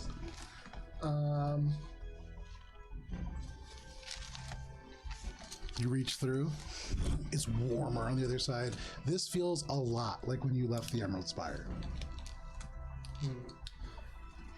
I think I just used my action, right? So next turn I'm gonna peer through to see if I can figure out where it is. Okay, no problem. That is your turn, Ori. That brings us to Alina. Okay, as a free action, Alina's gonna go. Something went through there. Yeah. She's attacking us. She thought that we worked for her, but I don't know who her is. Her son. Probably a mystery for another time. Okay, well, there's Mika and Billy are still down there. There's a wisp left over, I think. So can I look out the window and see Yeah, it? absolutely. Particularly well versed in will-o-wisps. My interactions thus far have been. You can make an attack roll at advantage if you want. As Ori monologues, he's like standing right next to you, and as you're like lining up your shot, he like leans in and is just talking right into your like ear. looking over the edge as you're trying to concentrate. 23 to hit. Yeah, 23 hits. Seems like they've got it so well that's under the control. First one, which is gonna do. I don't think it will do much. Oh, sorry. Can I have used my bonus action to put my hex on to move my hex to it before Yes, that's fine. Thanks. Just made of light. All right, so that's gonna be Might be lighter. 19 points of damage, three of which are bludgeoning. Yeah, I just gotta write down the hex thing. Okay, 3 of which are bludgeoning. Yep. Okay. And then I'll shoot the second bolt. Oh no. 14 to hit. 14 misses, unfortunately, and very unfortunate because as you strike that first time, it blasts glitter and like streamers off, and this creature barely held together by anything. But Can still I? up. Do you still have the Yeah. inspiration? Can I use my inspo Yeah. to see if I hit 4? So add 4 to that. What was it? I don't remember. It was a 13, I think. So add 4. Did I 17? That is still a miss, unfortunately. Thanks anyway. So no problem. That is your turn, Alina. That brings us to the wisp, and so this wisp is going to turn invisible. It can't. Oh, it can't, right. So instead, it's because it can't really run, it's just going to shock Minka again. Sorry, guys. Minka. That is going to be a 21 to hit. That does it. And you are going to be taking 9 points of lightning damage, halved to 4. And so that is that wisp. I believe that's the only wisp left, right? There's still one up with you, right? Yeah, it was up with us and it shot itself and then flew up through the ceiling because That is it missed me correct. again. And so I think It is also going to take a little... Oh, you know what? No. With the mirror open, you watch as it just goes invisible. I'm standing right in front of the mirror, though, right? Yeah. Because I'm actually, my hand is in the mirror. Yeah. Okay. Yeah, you're right in front of it. That is its turn. And in this moment, I'm going to take you out of initiative order as you can see nothing else. And Ori, as you stand on this top floor, there is no other place for a creature to be but you, and maybe like you kind of to like the side next to you. Eye for detail. Where the thing goes. You eye for detail, wacky wailing inflatable arm too. Hands for detail. But you are all out of initiative. Hands for added detail. Goalie blocking the mirror so that it can't fly through. It is still quite bright around all of you. This is a... Give me a second here. In this tower where you are, Ori and Alina, kind of up near the top now, gathered around this mirror, you can see through this space, there is almost like ribs of this volcanic rock that climb up and form what looks like, what looks very much like, almost like a rib cage or like a tumbleweed of stone that is gathered around this mirror. And it's a pretty big space, maybe like a 30-foot wide space beyond. Is it like an outdoor space? Yes. And you can see there's like little tufts of grass that are growing out of the dirt in the ground. Most of it pretty like just dirt and little patches of grass, a couple stones here and there. But yeah. All right. Alina's going to be like... Can I peek through as I had planned and try to figure out what where this place leads to? Yeah. What this basalt area is? Go ahead and make a history check. With the history bonus? No, this is not the Feywild. Oh, well, there it is. Hey! Get out of here, Sonic. What the fuck was that? You saw it, right? What the fuck? There's like a whole other story happening on that side of the table. It's a 19. A 19. With the 19, you consider your surroundings and looking like to the left and to the right. This is really like a cage. Getting into here, you'll have to figure out a way to like bust through. You don't see any other creature in this space. However, you are positive, looking out and looking up. This is very close to the Valley of Fireflies. So it is on the same plane? Certainly. Okay. And you were pretty sure you were in Everest before, but certainly this is Everest, and this is a place very near where you've been. It's back by the Valley of Fireflies through here. Okay. Something went through. All right, well... just talking to me. Billy, make an insight check. Working for someone, not... We should regroup. Fearsome. We should regroup. We need to rest before we do anything. You go ahead and you get everyone. It's going to take me a bit to get down, 13. so I will look around for clues and stuff. Okay, but don't go through. I mean, We're not going to come with you if you go through until we rest. Through. It's just I don't want to climb down right now. I'm going to It took me bed. a while to get up here. You got this. I'm going to climb down. Cheshire, do you have any final words? Because I am all tapped out and very bloody. With the gift of inspiration, could I reroll the inside check? Go ahead and make another insight check. The DC is higher. It's okay, I've got a D8 to add onto it. Ooh, that's so satisfying. 18 plus 5, 23. With the 23, when Ori says something went through, and you remember something telling you to come home, it feels like you just did somebody a favor. And because it's 10 o'clock, this is where we're going to end for this evening. Boom. So thank you for sticking with us through this session of Courts of Everest. Great. You guys are just doing great. And we'll be back next week on Friday at 7 p.m. Eastern Standard Time for a little bit more of this D&D action. But if you can't wait that long, 6:30 p.m. Eastern Standard Time on Thursday, we will be playing Starfinder. We will. right? Don't do that to me. I don't know. I do the same thing every week. I really, playing stuff on it this whole really, time. Joe, you promise? It disorients me when we don't play games. It really throws me off. But please, if you're waiting until we are live next, please stay safe. It is crazy out there, and we will see you next week. Goodbye. Bye. Bye.